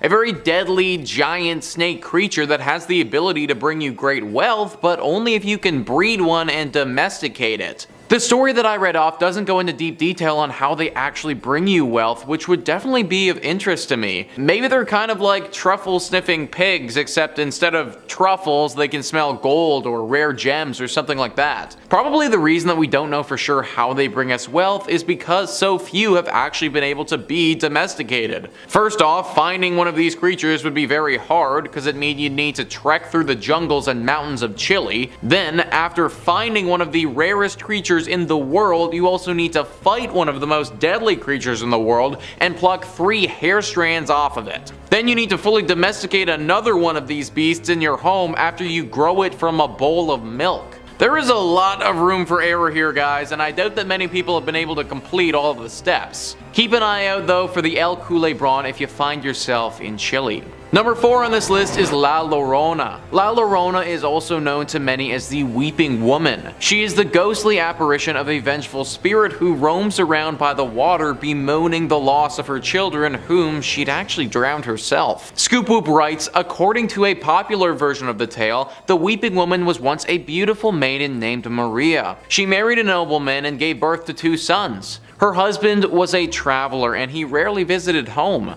During their time apart, his feelings for her began to dull, but her husband still loved his sons and gave them all the attention that he left his wife bereft of. Once when he was in town, she caught him with a younger woman. Enraged, she took her sons to Santa Fe River and drowned them. She also was found dead on the riverbank a few days later, the cause of which remained unknown. It's said that when she reached heaven, she was denied entry until she found the souls of her sons. Thus, she wanders the earth looking to reclaim their souls.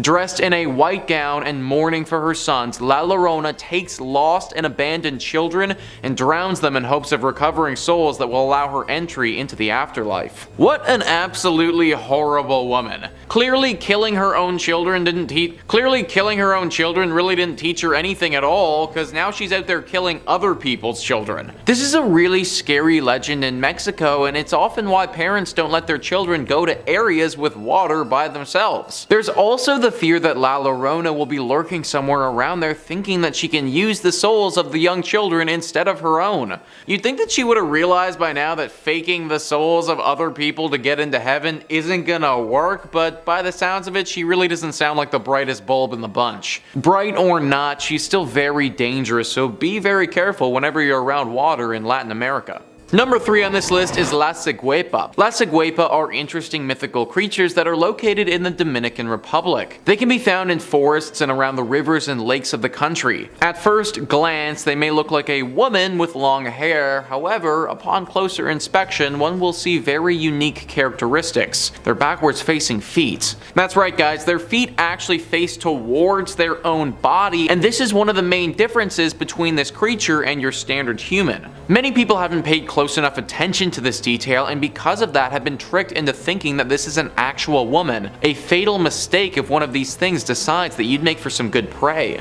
The typical target of this creature are men that find themselves exploring the forest. These creatures are said to be incredibly smart and can often outwit the people that they run into. Also, rather surprisingly, their backwards feet make them run very fast, so even if you do catch on to this creature's intentions, running away would be very hard to do. The earliest mention of this creature was back in 1866, and since then there have been many stories written about these creatures. Those lucky enough to have an interaction and then make it out alive have documented their findings and tried to warn others from wandering into the forests unarmed. Sadly, these warnings aren't always heeded, and many men have disappeared over the years, never to be heard of again. Trekking through the lush forests of the Dominican Republic is already dangerous as is and requires lots of planning. Just don't forget to also plan for the La Ciguepa if you do find yourself in this country. Number 2 on this list is the Yakumama. Ever seen the movie Anaconda? 1997 movie with J-Lo and Owen Wilson, all about a super massive snake that starts hunting this filmmaker? Well, I wouldn't be shocked if that snake was based off of the legend of the Yakumama. Cryptid Wiki says the Yakumama is a large snake up to 60 meters in length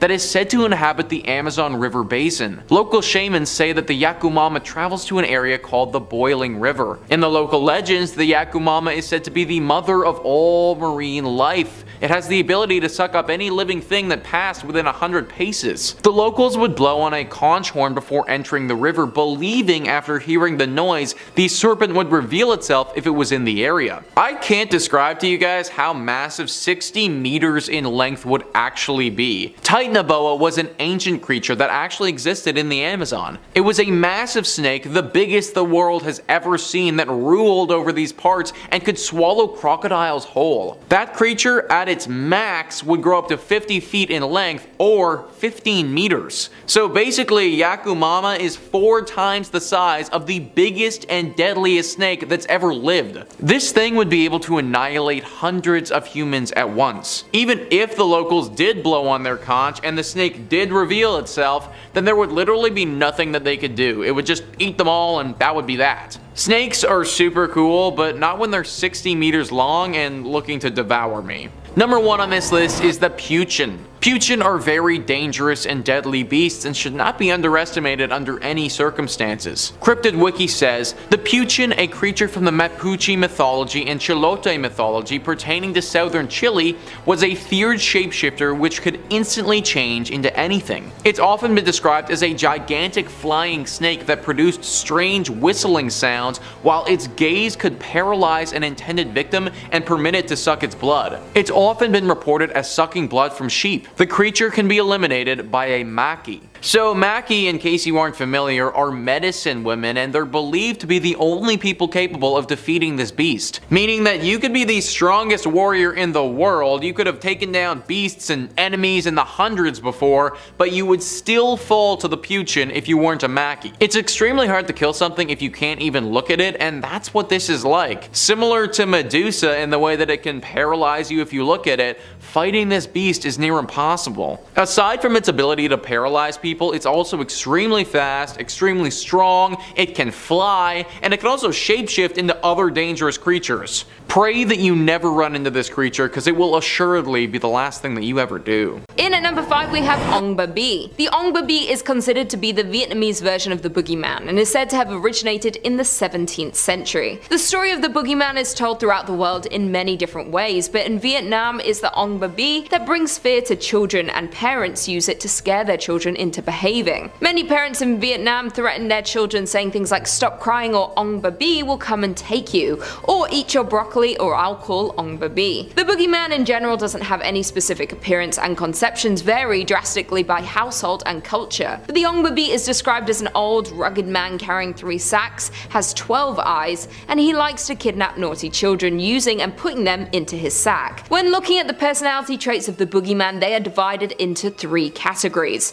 One being the kind that punishes misbehaved children, the kind that are more prone to violence, and the kind that protect the innocent. They all relate in the same way, being that they all exist to teach young children lessons. And that's why the boogeyman is directly related to Ong Babi, because they are both there to frighten children with punishment and to steal them at night and sometimes even eat them. The Ong Babi only ever comes at night and only kidnaps the children who are misbehaving and not listening to their parents. This so-called mythical creature is said to be invented by parents in order to scare children when they are disobedient and scaring them into having good behavior. Another account says that it was invented based on events happening in the 17th century when starvation ran rapid through Vietnam, and it drove many people into kidnapping children to sell for food, and the Ong Babi is based on those events. Whichever the case, many know these tales regardless of where you're from, and the story of Ong Babi is told by parents to children to this day and is a very fearsome figure to children in Vietnam. Coming in at number 4 we have Ma Da. Children living in areas close to the river are warned about Ma Da, which are vengeful spirits who lurk in bodies of water. They're believed to be the souls of drowned victims that tend to have a childlike appearance,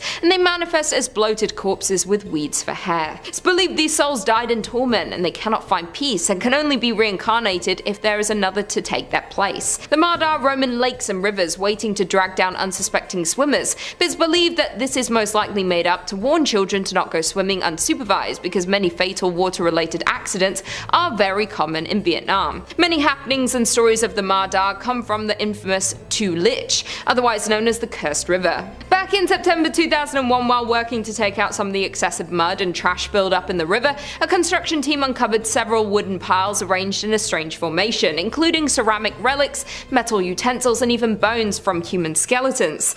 The odd occurrence even made headlines on many different newspapers at the time, but had eventually died down. Several years later, in 2007, the happenings came up again when Mr. Nijin Hung Kwang, the leader of the construction team, recounting many misfortunes that had happened to him, and others who were related to the project since 2001. Some of the things that happened to these men included experiencing nightmares in which they were haunted by ghosts, feelings of being drowned, as well well as health issues such as epileptic seizures and other accidents happening to the men's families. Mr. Nungian even invited a monk to perform a ritual to lift the curse on the river, but the attempt was unsuccessful, and the monk died shortly after visiting. In at number 3 we have Khoi Nahap Trong. The Khoi Nahap Trong tend to possess the bodies of the recently deceased. Legend has it that when someone passes away and is prepared for burial, it is extremely important to not let a black cat, which is a symbol of bad luck, leap over the coffin. If that does happen, then the body of the deceased will be infested by evil spirits, which then turns into Khoi Nahap Trong and chases the living. Other stories claim Khoi Nahap Trong are spirits of the dead who prey on the frail, dying people, seeking to consume their souls and steal their bodies so they can indulge in earthly pleasures. Older victims are much easier to manipulate and possess, and they are close enough to death even when they do end up passing away. The Khoi Nahap Trong stays in their bodies and can live on in that body, enjoy their life on earth. When it inhabits the elderly, they seem to appear reinvigorated but also start to act strangely. Some of the weird things these revived humans do are they ask for lots of food, and very specific foods to feed on, like raw blood and even living animals. These odd behaviors are mistaken for signs of recovery, which why Khoi Nahap Trong can live among the living normally for a few days or even weeks before people start noticing the strange behavior. Obviously this person is already dead and their body is taken over and possessed by this demon, and the only way for the Khoi Nahap Trong to exit the body is by an exorcism,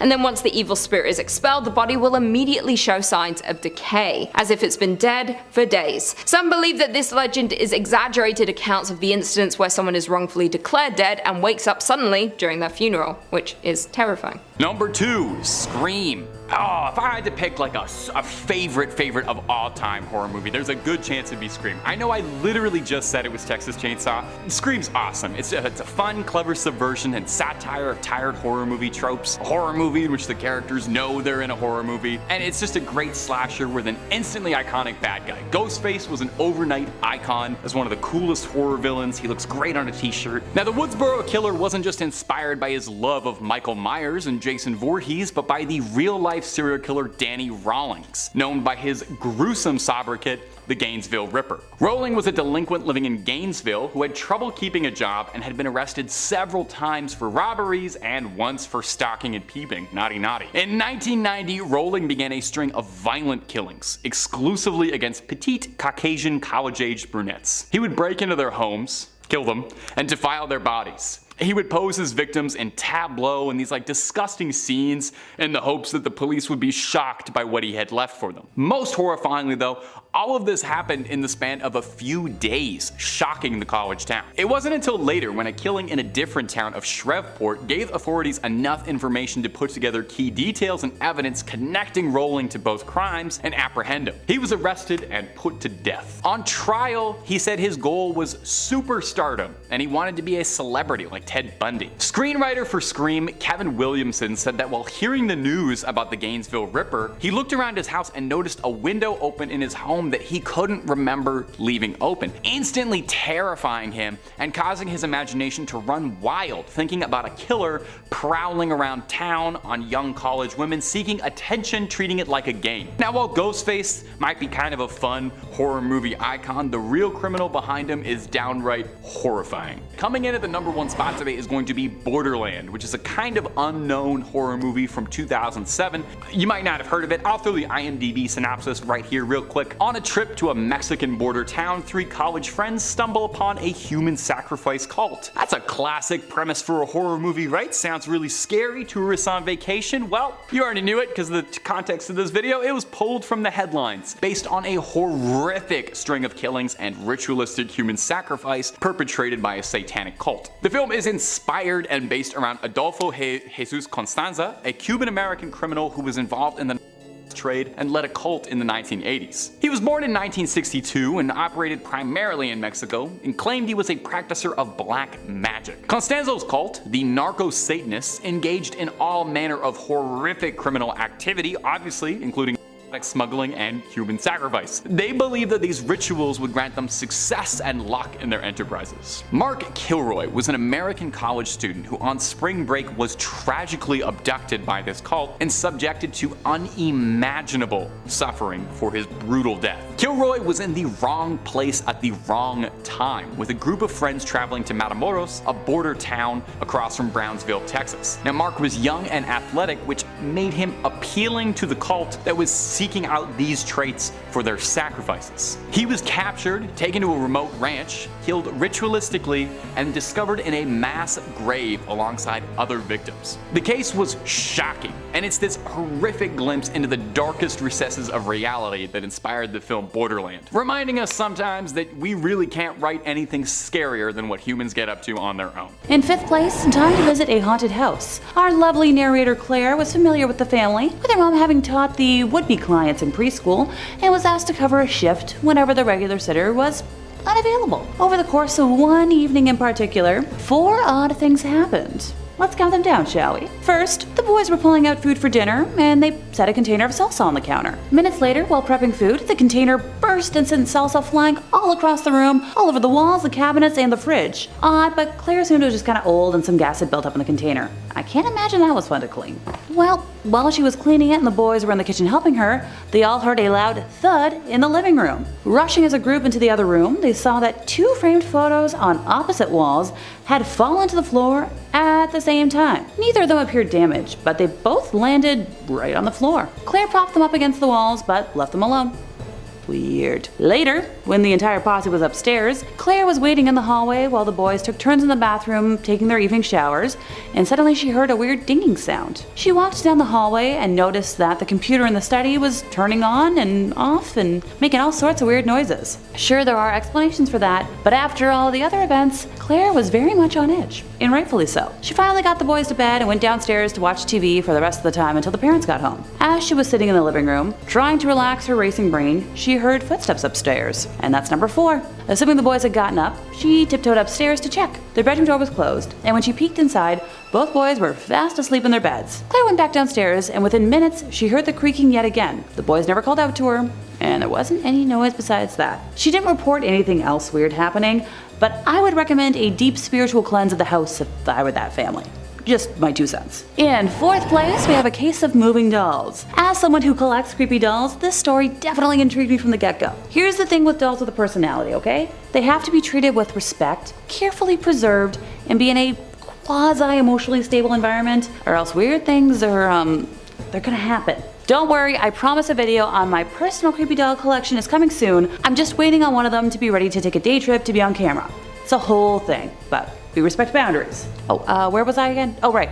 Poor Ashley. She arrived at the Lanford house one night, ready for what she thought was a typical babysitting evening. Upon encountering Sarah, mother of Kelly, she realized that poor Kelly was indexed within an inch of her life. Sarah had prepared a thoroughly detailed binder of everything Ashley would ever need to know about Kelly, and more. From a tab explicitly spelling out Kelly's allergies, to her every phobia, each show she was allowed to watch on TV and when they'd be on, and more. It took a while for Ashley to scoot Sarah out the door, but when she did, Ashley breathed a sigh of relief, wondering if the night was going to be an easy evening, or what the heck had she gotten herself into. Going through the binder herself, she observed that it was indeed supper time, in accordance with the minute-accurate schedule, and began following the precise instructions, prepping the water pot to boil. I would never be able to follow a minute schedule. No, thank you. While she waited for the water to, do its thing, Kelly offered to introduce her to the dolls that were in the living room, and Ashley happily accepted, hoping to figure out if the ward was genuinely neurotic or just a poor victim of extreme helicopter parenting. Kelly introduced Ashley to each doll in great detail,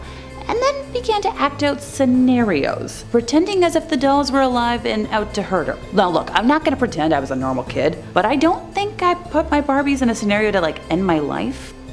I'm thinking, yeah, I don't think so. Poor Ashley ran for the binder, flipping through the phobia and usual behavior sections in an attempt to see if there was a way to placate the situation, when suddenly, Kelly stopped, as if nothing had happened. Ashley tried prompting her, seeing what had taken over, but nothing. By this point, the pot in the kitchen had finally reached a boil, and Ashley turned her attention to making dinner, hoping that sticking to the schedule would avoid any further weird behavior. After supper was over, and Kelly was watching one of the pre-approved shows on the list, Ashley noticed that some of the dolls that were previously in the display case had disappeared, and she couldn't find them anywhere in the house. Kelly hadn't left the first floor of the home while Ashley was making dinner, so she couldn't have just run off with them. She tried to shrug it off, but the weird thoughts continued to plague her mind, and rightfully so. It wasn't until later, when the duo was upstairs, that Ashley found one of the dolls hanging upside down from a painting that was way too tall for Kelly to reach in any way, and parts of another throughout Kelly's room while trying to put her to sleep. Ashley was thoroughly terrified at this point, and Yeah, ditto. And when Sarah arrived home, bolted from the house as quickly as she could. The next morning, she woke up at home in her own bed with the last of the missing dolls next to her. She mailed it back with no return address and refused to ever enter the Lanford home ever again. In third place, we have a Scream knockoff. While Taylor was in her last year of university, she was determined to make extra money and decided to post ads online for babysitting and dog walking services, adding photos of herself and her phone number in an attempt to appear as legitimate as possible. Roughly an hour after finalizing her posting, Taylor was cooking herself dinner and heard her cell phone ringing from where she left it in her upstairs bedroom. Sadly, she couldn't retrieve it immediately since, she was handling a lot of hot pans, so she let it ring out. A few minutes later, it began to ring again, and when she didn't retrieve that call either, whoever it was called back, and repeatedly until she was finally able to leave her pans and bolt upstairs to answer it. When she picked up, all that she could hear was heavy breathing, so after she didn't get a reply, she hung up, but the phone rang again the moment she put it down. Annoyed by this point, and I would be too, Taylor picked up once again, this time finally encountering a male voice. The conversation began normally, so Taylor assumed that the call before was just a bad connection. He explained that he had a duo of very young offspring and wanted to know if she thought she could handle that responsibility. Taylor informed him that she had experienced dealing with poorly behaved clientele before and assured the man that she could handle what he was describing. The man followed up by asking if she could do any overnights, and this is where the red flag started to kick in for Taylor. Dang, I should have brought one today with me to count them off. Oh well, just imagine it, right here. Whee! Thanks to common sense kicking in, she firmly said that she would not babysit overnight and was met with only heavy breathing in response. She asked if he was still there, and after a period of silence, the voice asked, "Are you a virgin?" Taylor, completely stunned, hung up the phone immediately. The phone kept ringing nonstop for the next hour. The awful man had withheld his number, so she couldn't specifically block that number at first, but then eventually found the function to block withheld numbers on her phone, did it, deleted her number from the ad site, and went on to message every other person on there in her local area with a babysitting ad to warn them, finding out that this caller was a common annoyance or rite of passage to those who had listed their numbers. Poor Taylor was so scared that she was jumping at every shadow for the rest of the evening. Coming in at number 5 today is going to be Fire in the Sky, a 1993 horror biopic. There's not many horror biopics out there. Based around the wild alien abduction of Travis Walton in the late 70s. If you're a Top 5 Scary super fan, and I hope you are, you might recognize that I've talked about Travis Walton a few times on the channel, mostly because it's one of the most infamous and well-documented stories about alien abduction, and very directly inspired a movie. In 1975, Travis Walton was working as a logger on an otherwise unmemorable day with 6 other loggers driving around in the forest when they all saw something incredibly bright shining at them through the treetops. One of the men claimed that it looked like a flattened disc, a flying saucer of sorts. And Walton stepped out of the bed of the truck to investigate and was struck by some invisible force that knocked him backwards, which caused the rest of the crew to drive off in a flurry. Some friends just leave you there. When the crew returned, Walton had vanished and awoke, and he thought that he'd been taken to a hospital because he remembered finding himself in a blindingly bright room and could hear people moving around him, but it wasn't until he got a good look at his doctors that he realized something wasn't right. Because his doctors were 3 feet tall with brown quarter-sized pupils, marshmallow-like skin. Walton freaked out, obviously, as I think most of us would do, and was restrained by his captors. He tried to fight them off, but was greeted by a tall creature that he said resembled a humanoid, but was masked by an intimidating Darth Vader-like helmet. Maybe it's just a big fan. The masked creature took Walton and escorted him into an operating room, put a translucent mask over his face, and Walton drifted out of consciousness, unsure if anything was real. He claims the next thing he remembers is walking alongside a highway as if nothing ever happened. He found his way to a phone, called his brother-in-law, who panicked asking what had happened, because it turned out that Walton had been gone for 5 days. Search parties had formed, sent dogs, helicopters, the whole 9 yards, but nobody could find where he was, as if he just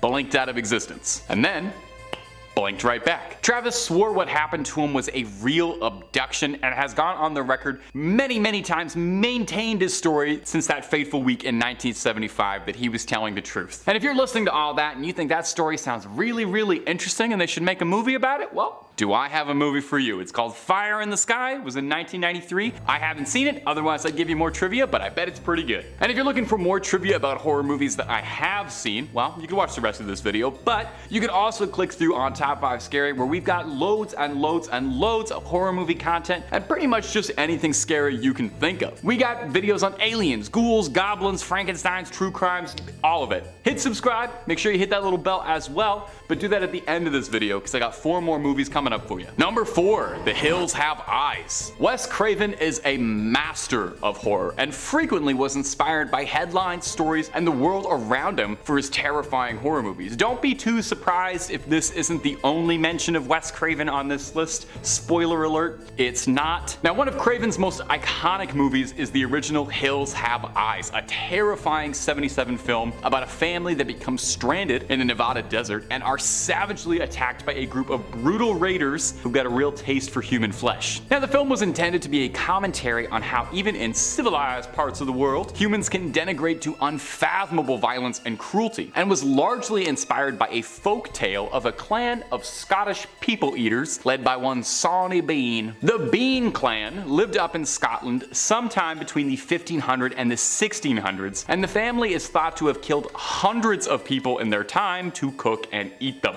Now, there is no definitive, indisputable proof of the Bean clan existing, but several recounts and folklore have persisted about them, causing a good deal of historical speculation. Story goes that Sawney Bean was born to ditch diggers and left home with a vicious woman named Black Agnes Douglas, who shared his violent tendencies. They fell smitten with each other and in a true romance produced 6 daughters, 8 sons, 14 granddaughters, and 18 grandsons, with their clan descending rather rapidly into inbreeding. Hey, the family that eats people stays together. Sunday dinners are important. The Bean clan would lay careful ambushes at night to rob and kill individuals, where they would then bring the bodies back to their cave to dismember and pickle so they could save their leftovers for later. I don't know why, but that makes it worse for me. It's one thing to do that to a person, but to pickle their remains is just too far. After militias were rounded up to crack down on the cookout, eventually this gathered the attention of a king, thought to be James VI, who rounded up soldiers to clear out the Bean clan's cave.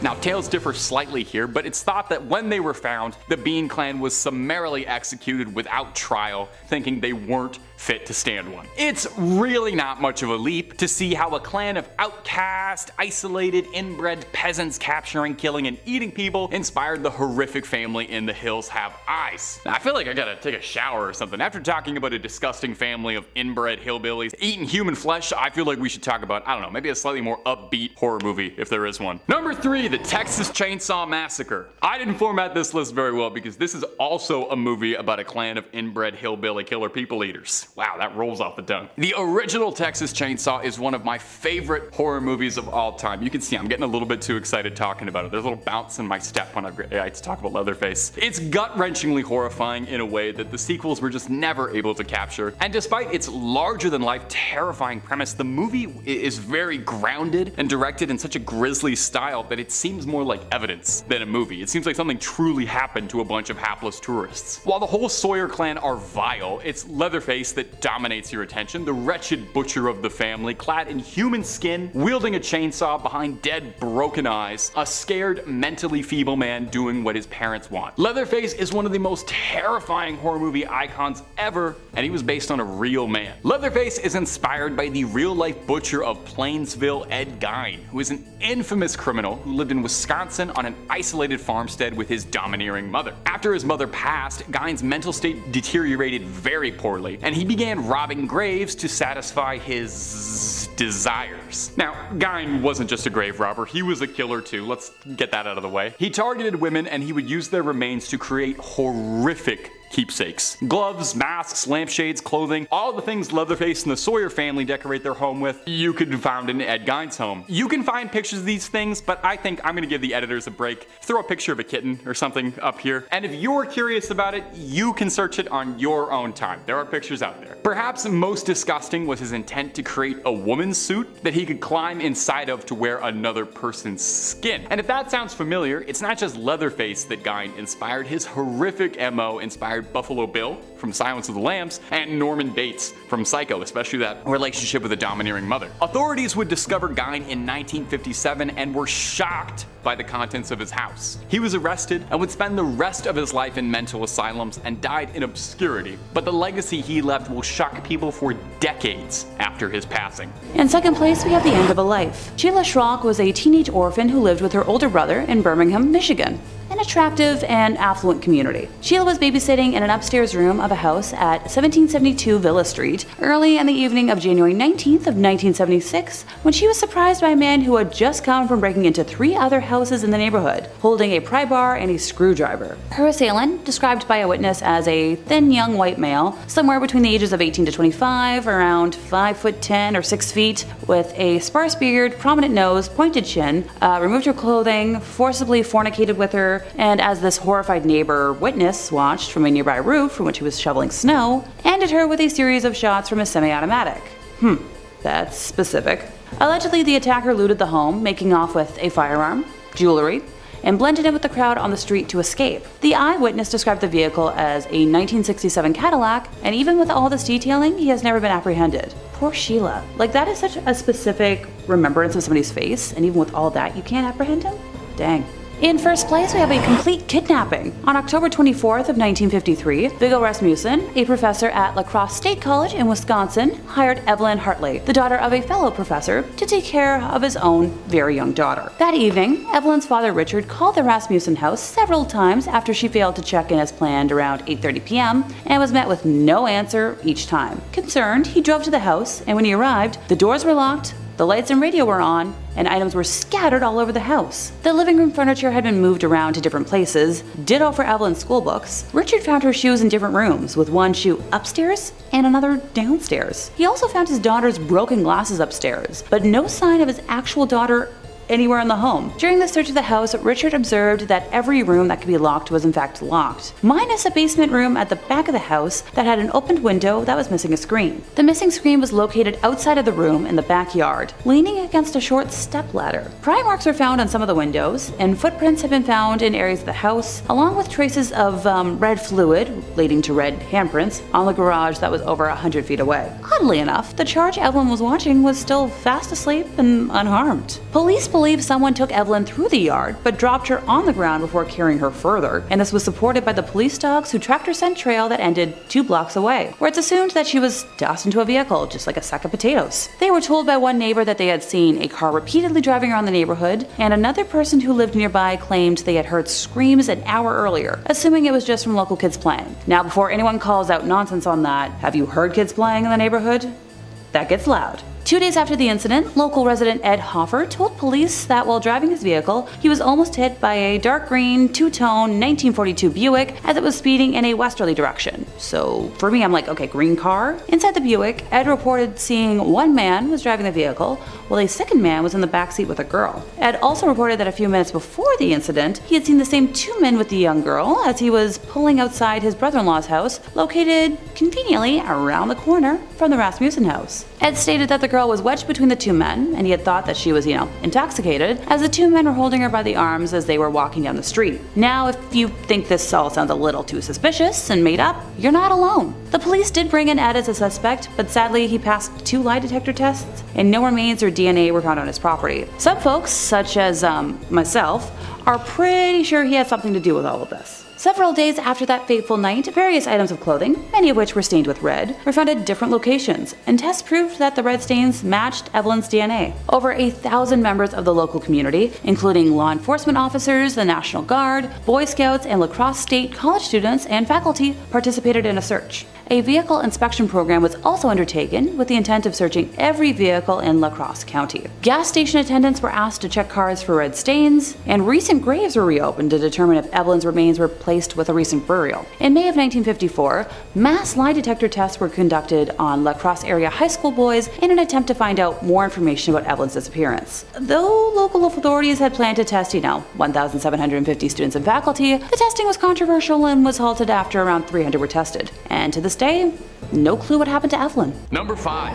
Our first first story, and not to give away too much of the plot here, but a lot of the other stories, came from a Reddit thread positing the question, what's your scariest Home Alone story? There were many good ones, but the literal top comment was this by Killer or Angel. It was an average night around 9 p.m. Me and my cousin are at his house, and I'm sitting for the night while my mom and aunt are shopping, and my dad and uncle are at the movies. We're just sitting there feeling strange. Something was wrong, but I couldn't really put my finger on it. I got up and walked to the back door to lock it. When I came back, I saw what was causing that weird feeling. In the window, there was a decrepit and homeless looking man, just staring into the window looking at us. My protector instinct turned on. I pretended I didn't see the guy, and I told my cousin it was time to go to bed because it was too late. I took him upstairs, knowing damn well there was a man outside that wanted in. Now at the time, I was 5'8" and only about 125 pounds. I did play football at school though. If I remember correctly, I went downstairs to grab a meat tenderizer, and I turned back to the window.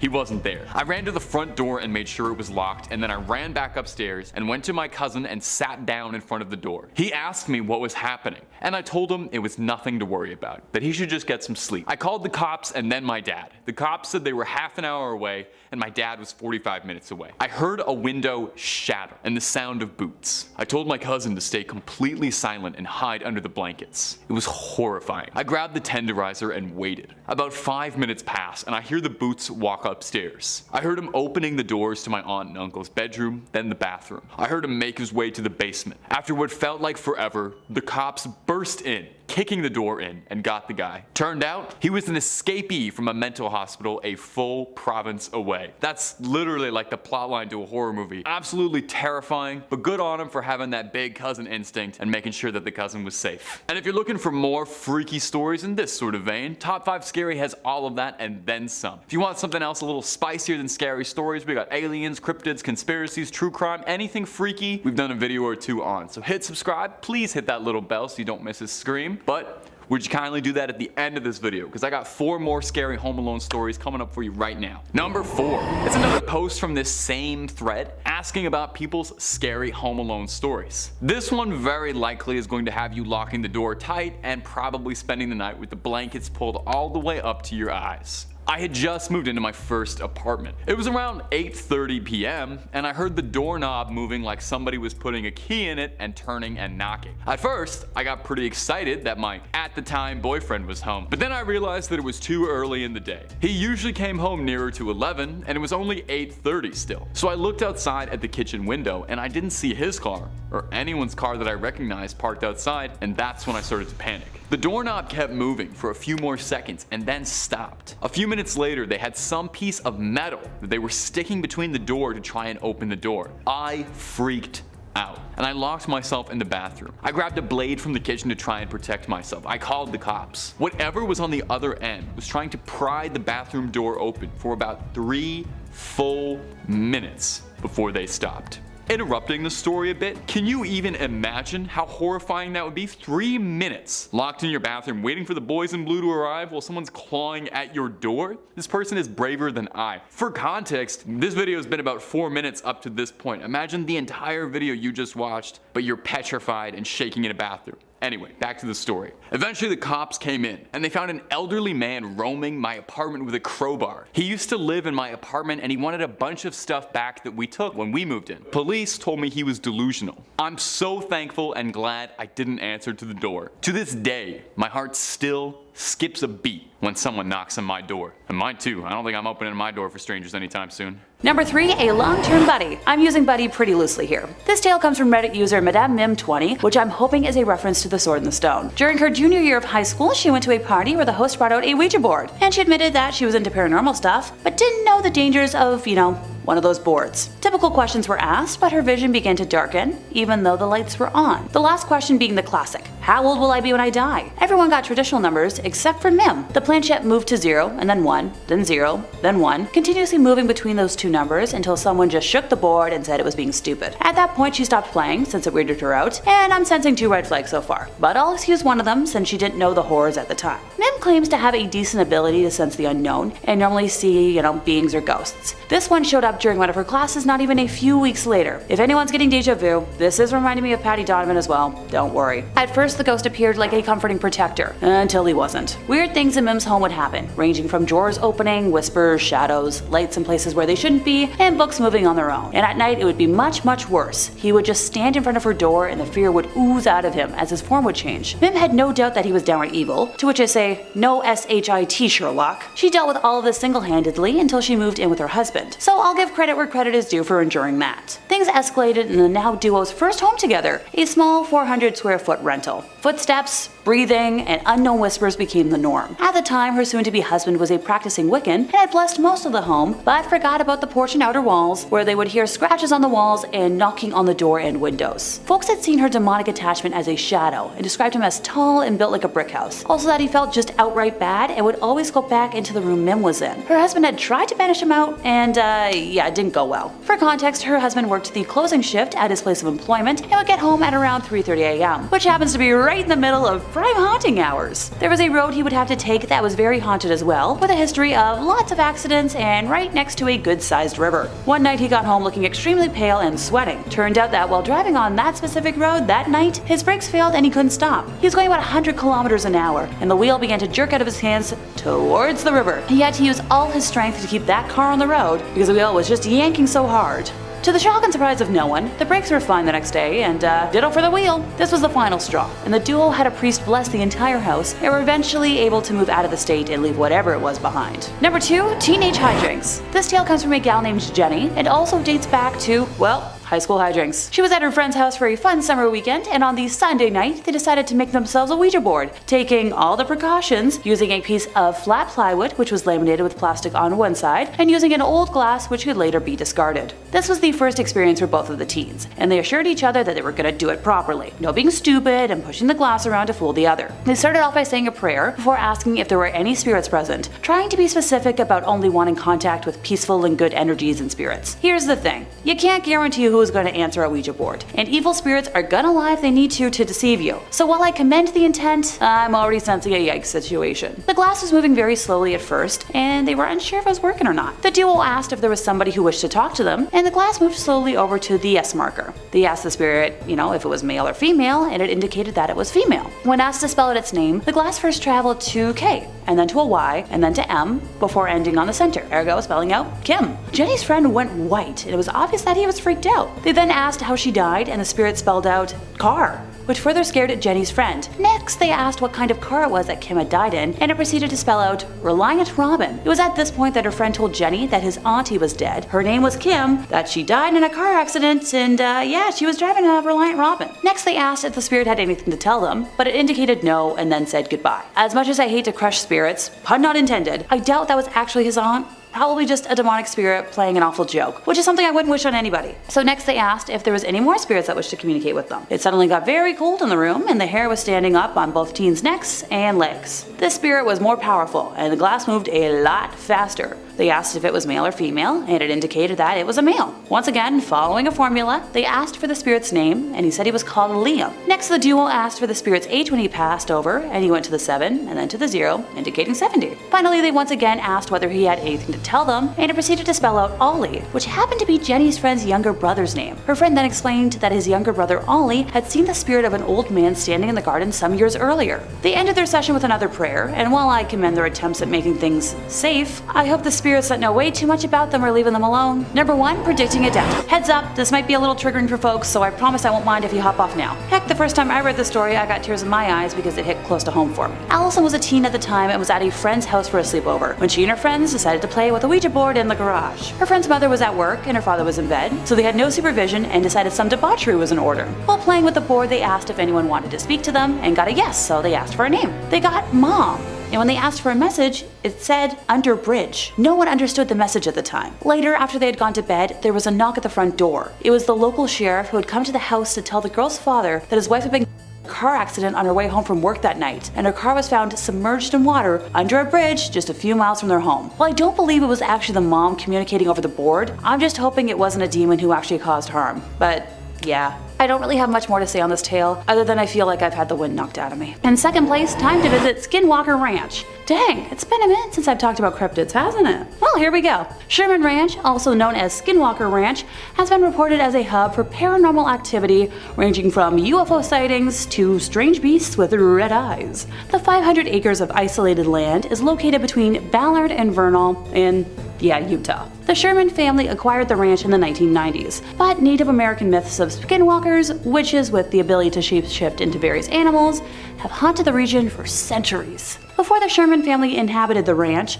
the spot was known as UFO Alley, and the Desert News reported in 1978 that nearby residents had spotted a dome-shaped UFO over the ranch that was surrounded by a glowing green light. Now, the supernatural activity didn't end when the Sherman family inhabited the ranch. The family reported doorways of light appearing in the midair, cattle that vanished, animals mutilated on the property, crop circle-like patterns in the surrounding fields, unidentified flying objects or orbs, and invisible objects emitting destructive magnetic fields. While investigating the disappearance of cattle, one man reportedly saw a large beast, like a wolf but larger, and cattle near the ranch. The man fired a tiny kaboom at the creature that hit its intended target, but the creature didn't slow down and appeared to escape unscathed. Well, if I ever find myself in Utah for some weird reason, I know where to visit. In first place, we have the Kingston Group cult. This is sadly the one entry on today's list that's more horrifying from icky stuff instead of, spooky stuff. So if you want to jump over to the conclusion for ooky spooky creepy instead of yikes, feel free to do so now. I'll meet you there. For those who feel like they can endure listening to this, here goes. In 2022, the Kingston Group was on the receiving end of a lawsuit from former members that alleged years of unpaid labor, people selling, and icky non-consensual sexual stuff. The sex ex-members claim that it's largely through illegal marriage practices that the group is able to unlawfully make women and their offspring religious martyrs and traffic them for sexual and labor purposes. The lawsuit contains explicit details of how Kingston Group leaders allegedly arrange incestuous and sometimes way too young marriages between youngins and adult men with exalted status to produce hundreds of future followers. The suit alleges episodes of forced insemination aimed at forcing pregnancy and teaching elementary school attendees about plural marriage. Nine of the plaintiffs claim that the Kingston Group made them begin working during their elementary or preschool days, through their late teenage years, never receiving a paycheck. In her complaint, Amanda Ray Grant claimed she was assigned to work in her early teens at Advanced Copy, where wedding announcements and invitations were printed because, wedding pictures of incestuous or plural marriages can't be printed at Walmart. Another plaintiff, Jeremy Roberts, says he started working 4 hours a day, year-round, at a farm run by the Order when he was in the higher single digits of age, and by the time he was in the lower double digits, he was working 12-hour shifts at a mine that the Order ran. While the Kingston Group, founded in 1935, is not affiliated with the infamous FLDS, members practice a fundamentalist version of Mormonism that involves, polygamy. Members are primarily born into the organization, whose leader, Paul Eden Kingston, is known as the Man in the Watchtower. The lawsuit explains how the birth certificates of multiple plaintiffs failed to list their biological fathers, so those men could escape the legal consequences inherent to having multiple, often too young, wives. Two of the plaintiffs share the same father, Jesse Orville Kingston. The suit alleges Kingston family members try to preserve their lineage purity by marrying and procreating with other, Kingstons. Jesse Orville Kingston is not listed on either birth certificate, according to the lawsuit, which additionally accuses him of fathering more than 300 offspring with 14 wives. That's too many. No. I don't even want to have the idea of giving birth to one single being. Multiple?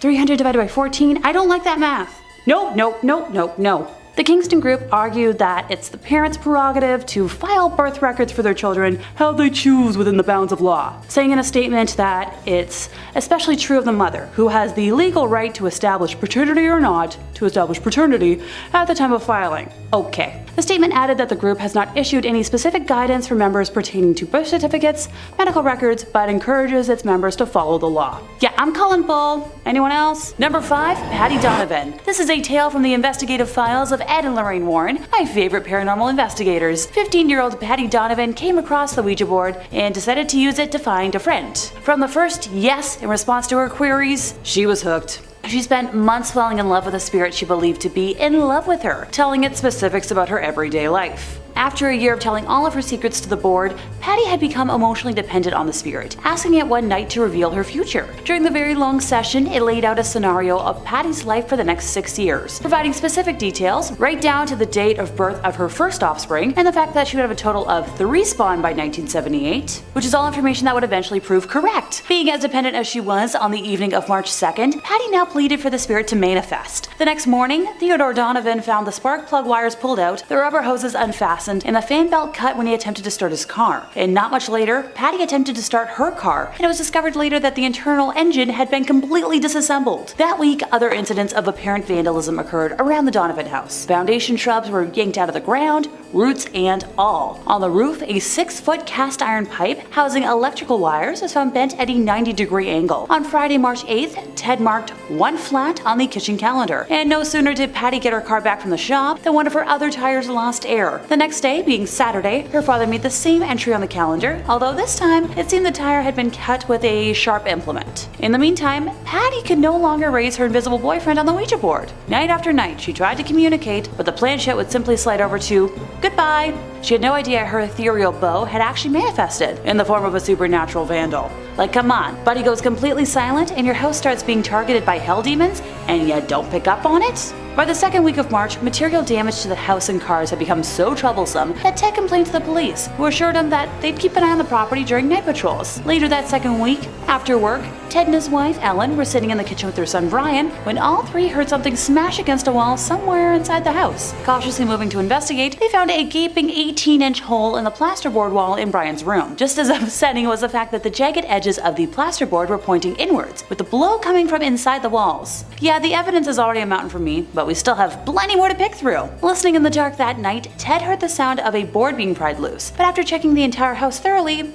found no loose boards. The house was further plagued by loud noises every night that only escalated in frequency and volume, along with further unexplainable damage to the walls. On April 1st, furniture began to levitate, with a 250-pound dresser flinging its contents while flying erratically. Rocks had also begun to rain from the sky, pelting only the Donovan house, which the police bore witness to. Ted eventually broke down at work and explained the horror of his home to his supervisor, who urged him to reach out to the Warrens. Ted instead tried moving his family into a hotel first, and the spirits followed the family there, destroying the room and making so much noise that the family was thrown out of the hotel and forced to return home. Finally contacting Ed and Lorraine, they arrived in Maine as quickly as they were able to, finding the home in complete disarray. Lorraine said nothing, although at the time she sensed in the home the presence of entities so numerous and threatening that she had to fight with herself to keep from going back outside. After a lengthy tour of the house, Ed and Lorraine conducted an interview with the entire family, where Patty's history with the Ouija board was revealed. To that I say, about dang time. The Warrens then contacted the Catholic Church to begin the process for an exorcism, which that process sadly took a month to be granted. The family experienced many more unexplainable horrors during that time, but that alone could fill out a top 5 of its own, so let me know in the comments if you want that eventually. Number 4, the first victim. The board's dark history begins with the strange death of the owner of the original trademark, American entrepreneur William Fuld, in 1927. After acquiring the business from its former owner, a medium named Helen Peters, who sold it because of the serious damage it caused to her family, William built the company into a profitable business. Shortly thereafter, he began to experience his own family troubles that resulted in him cutting his brother out of the company in 1919, and just like my mother and I, they never spoke again. 8 years later, on February 24th, William was on the roof supervising the erection of a flagpole when a support suddenly snapped and he toppled off the building. He tried to break the fall by grabbing onto a windowsill, but the window closed and he fell to the ground, breaking several ribs. He should have survived, but the vehicle hit a bump on the way to hospital that sent a splint of cracked rib bone into his heart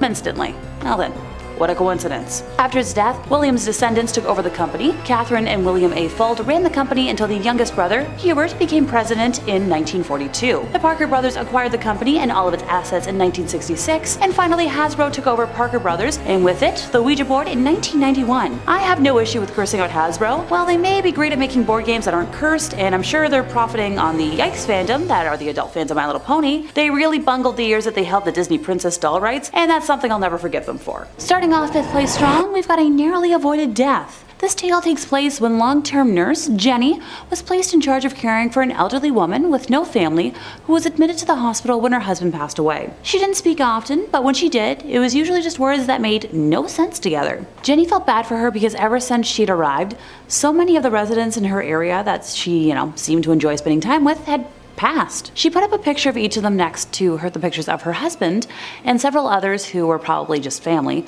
to remember them. Being an extremely empathetic person, Jenny felt sorry for this woman and strived to give her extra attention whenever she could, and formed a bond with the lady. It just seems so unfair that she had, such luck and kept losing people that she cared about. One day she looked at Jenny and said, plain as day, "Sweetie, I think I'm done now," and handed Jenny a picture. It was a picture of Jenny, and she smiled because it touched her heart that she was so important to the old woman. She passed nearly a week later, and poor Jenny cried for days from the loss. The old lady knew it was the end, and she said goodbye as best she could. Now fast forward to just under 2 years later, when Jenny was talking with a colleague, and that old lady came up in conversation. Her colleague referred to the lady as that crazy, explicit word for a female dog, which seemed very out of character for her, and it shocked and offended Jenny deeply. She expressed this to her colleague, not so nicely, and the lady looked at Jenny with a shocked look and said, "Oh dear, do you not know?" And then proceeded to explain something to Jenny that, she in fact hadn't known. As it turned out, it came out sometime after she had passed that the old lady had killed her husband by poisoning him, and that there was an investigation because it appeared that she had a ritual of befriending someone, obtaining a picture of them, and hiding the picture until she could kill them, usually by poisoning, and then displaying the picture as some sort of a trophy. It was suspected that this may have been the reason for the spike in mortality rate during her stay, and the considerable amount of photos in her collection. The last Jenny heard, the old family photos weren't any relation to the old woman, and the police were trying to ID the individuals and compare them to several cold cases. Sheesh. Thank goodness Jenny survived to tell the tale. In fourth place, time to tell the tale of a rocking bed. Nope, not a rocking horse, rocking chair, or like an ottoman. A bed. I know waterbeds are out of style and like a major safety hazard, but maybe this could inspire them to come back. New nurse Demi was working one of her first ever overnight shifts when a relative of one of her patients raced into the nurse's station, out of breath, screaming that she needed to come quick.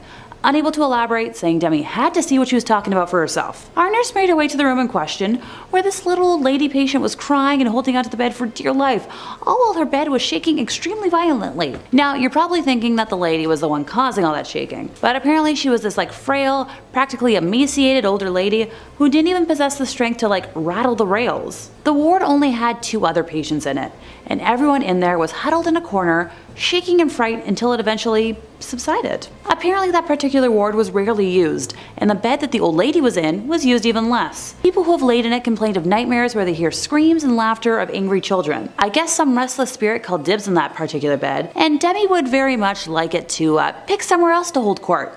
Please and thanks. In third place, we have the case of purple scrubs. Former EMT David O'Keefe worked mainly in transfers, and this particular client was always his last one of the day, having to return home late at night in the dark. She was an older woman who visited the hospital he was based out of for regular dialysis treatment. One specific day, she was being moved, and David was sitting in the back of the transport vehicle with her. She looked under the weather, so he asked what was wrong out of concern, and she said a man in purple had been visiting her. He asked if the man was, like a relative or a technician, but she shook her head. She said the man would sit next to her during dialysis appointments and stroke her hair. Thinking this was strange, right after he dropped her off at the hospital, David asked the hospital techs about, such a person, but no one had seen or remembered anyone wearing purple. Visitors also weren't really a thing at this part of the hospital, so he assumed the patient was just imagining it. While he was waiting to bring her back home, he saw the man in purple scrubs waiting outside that woman's room, watching her door. As David went to approach him, a bunch of tech personnel urgently ran past them into the woman's room, and David lost sight of the man. It turned out the woman in the room had suffered a heart attack and was sadly unable to be revived. Oh, and just a tiny creepy footnote, none of the staff in that hospital wore purple scrubs. Kicking us off in 5th place, we have the creatures of Utah Lake. Allegedly around 14 feet deep, the lake has been home to many a mysterious drowning or disappearance over the years, with numerous planes and boats rumored to be littering its depths. The creature of Utah's Bear Lake is the most well-known tale of the local unknown water cryptids. The local surrounding Native American tribes, Shoshone, Ute, and Bannock, were the first to speak about this creature. It was described as a giant serpent, or dragon-like beast, that would capture and carry away any and all that dare swim in the lake. Okay, I won't swim there. In the early 1860s, Mormon settlers began to see these creatures. S.M. Johnson claimed to have seen something akin to a downed carcass floating in the water. He described it as having cluster-like ears the size of teacups, and it could spurt geysers of water from its nose. So a weird-looking whale? I'm trying to picture it.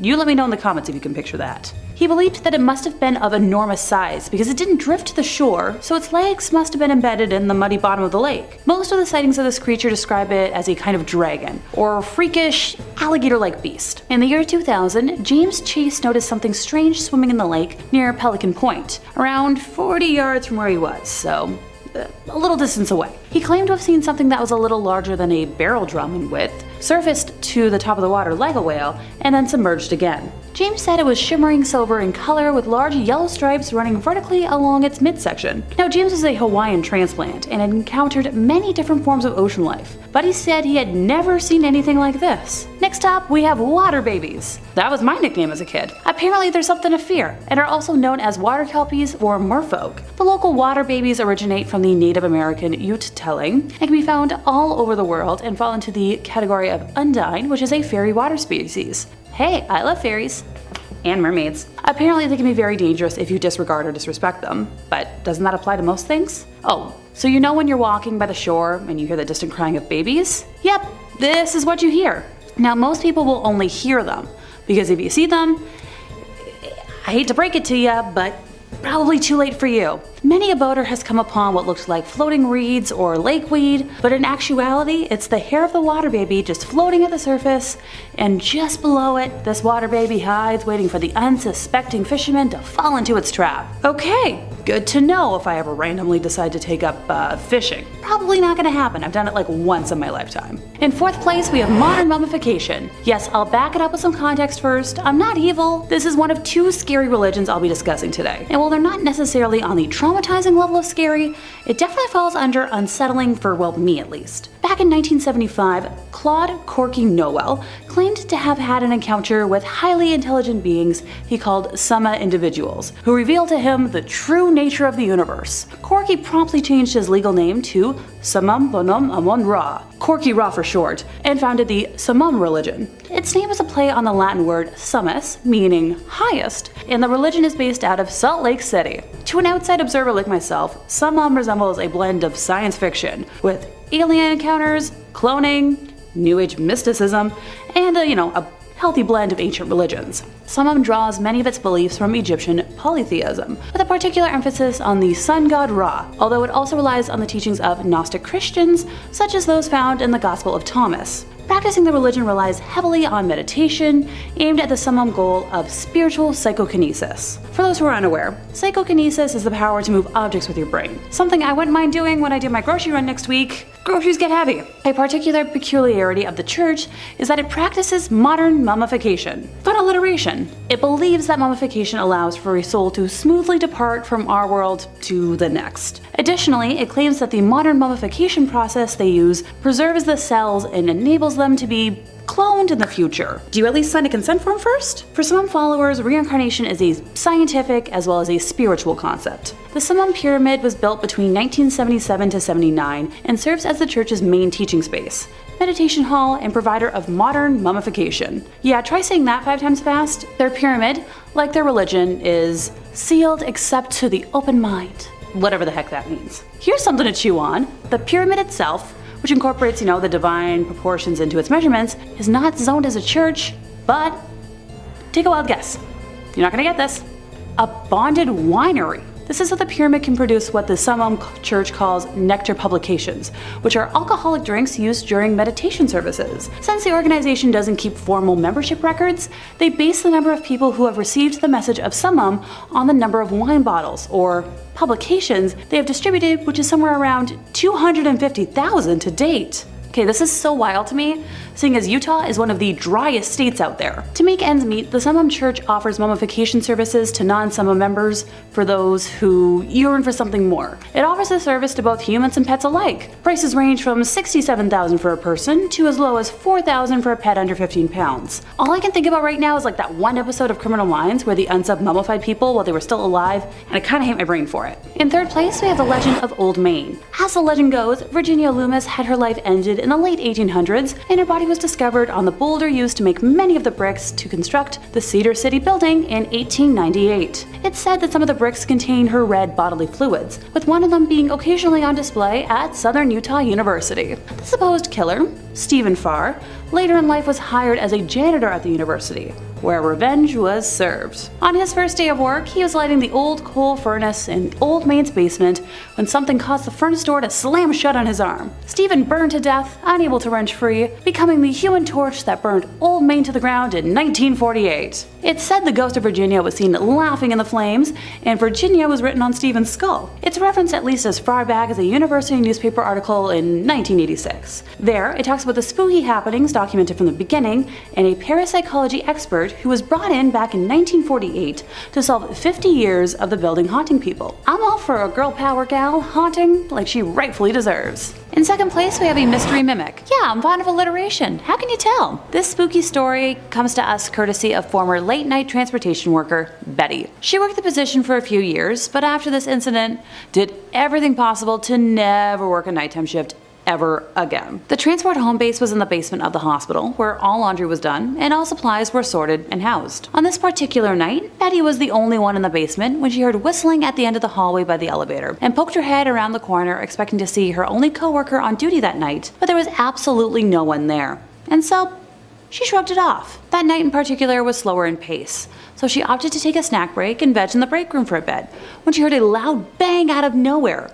Betty walked into the hallway and a bed was rolling down the hall, bumping into the sides of the walls. Now at this point, she assumed that her coworker was playing a prank on her, and she directly radioed him to chew him out, but he swore he was upstairs. Honestly, I'd be assuming the same. I've had a similar situation in a haunted house I used to work in at an old theater, but Betty was smart about it and determined to catch her coworker in the act. She started walking down the hallway, and as she passed the laundry room, all the machines started up. She poked her head in, expecting to find him, but the room was completely empty. Just a tiny worrisome spooky flag.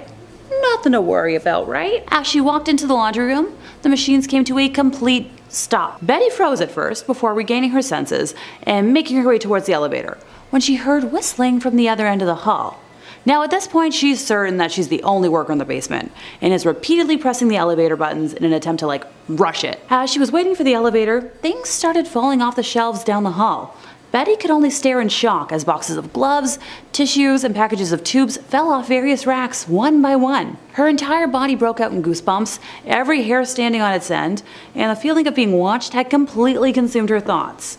When the elevator finally arrived after what seemed like forever, Betty felt the sensation of someone brushing her arm and screamed in panic. Upon exiting the elevator upstairs, she made a beeline for the cafeteria, where her coworker actually was, and broke down explaining the entire ordeal. Now, before y'all ask, but Alexa, how was this spirit a mimic? Turns out that Betty usually whistles to herself at work at night, chats with the laundry folks during daytime shifts, and the items that fell off the shelf slowly were common items that she would have to retrieve.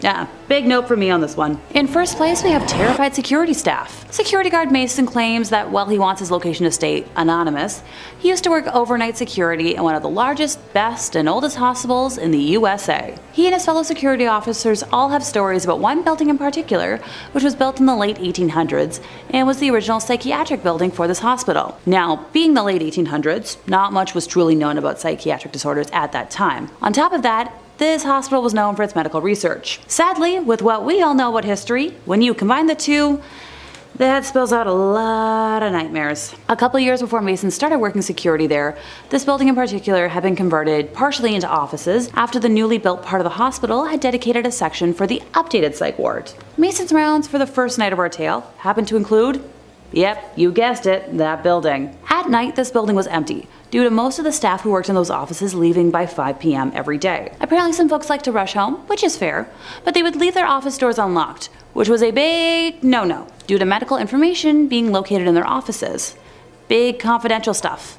Kinda want to keep that locked up. It was security's job to go to each floor, make sure every door was locked, and if it wasn't, to secure it themselves. Mason did his initial sweep of the building to make sure it was clear of people, and then proceeded to do door checks. The hallways were pretty narrow, so he could check both sides of the hallway's doors at once. At the end of this hallway, there were 2 sets of doors you had to go through to reach the final office, which was a dead end, so you had to come back out, go the other way. He noticed everything was secure, so he was ready to move on to the next floor. He exited the 2 sets of doors from the dead-end office and froze at what he saw. Every door that he had already checked was completely ajar, and set so perfectly so that their own weight wouldn't cause them to shut again. A single wheelchair had appeared at the end of the hallway and was facing towards the steps. Mason had heard other security officers outright reject that set of rounds due to the strange stuff that was happening, but he originally laughed it off until that night. He went around and forced the now open door shut and tried to shrug it off. Nothing else weird happened that night, and he returned the next night to patrol the miners' ward. The area was just under construction, so security was needed to make sure nobody got hurt by accident and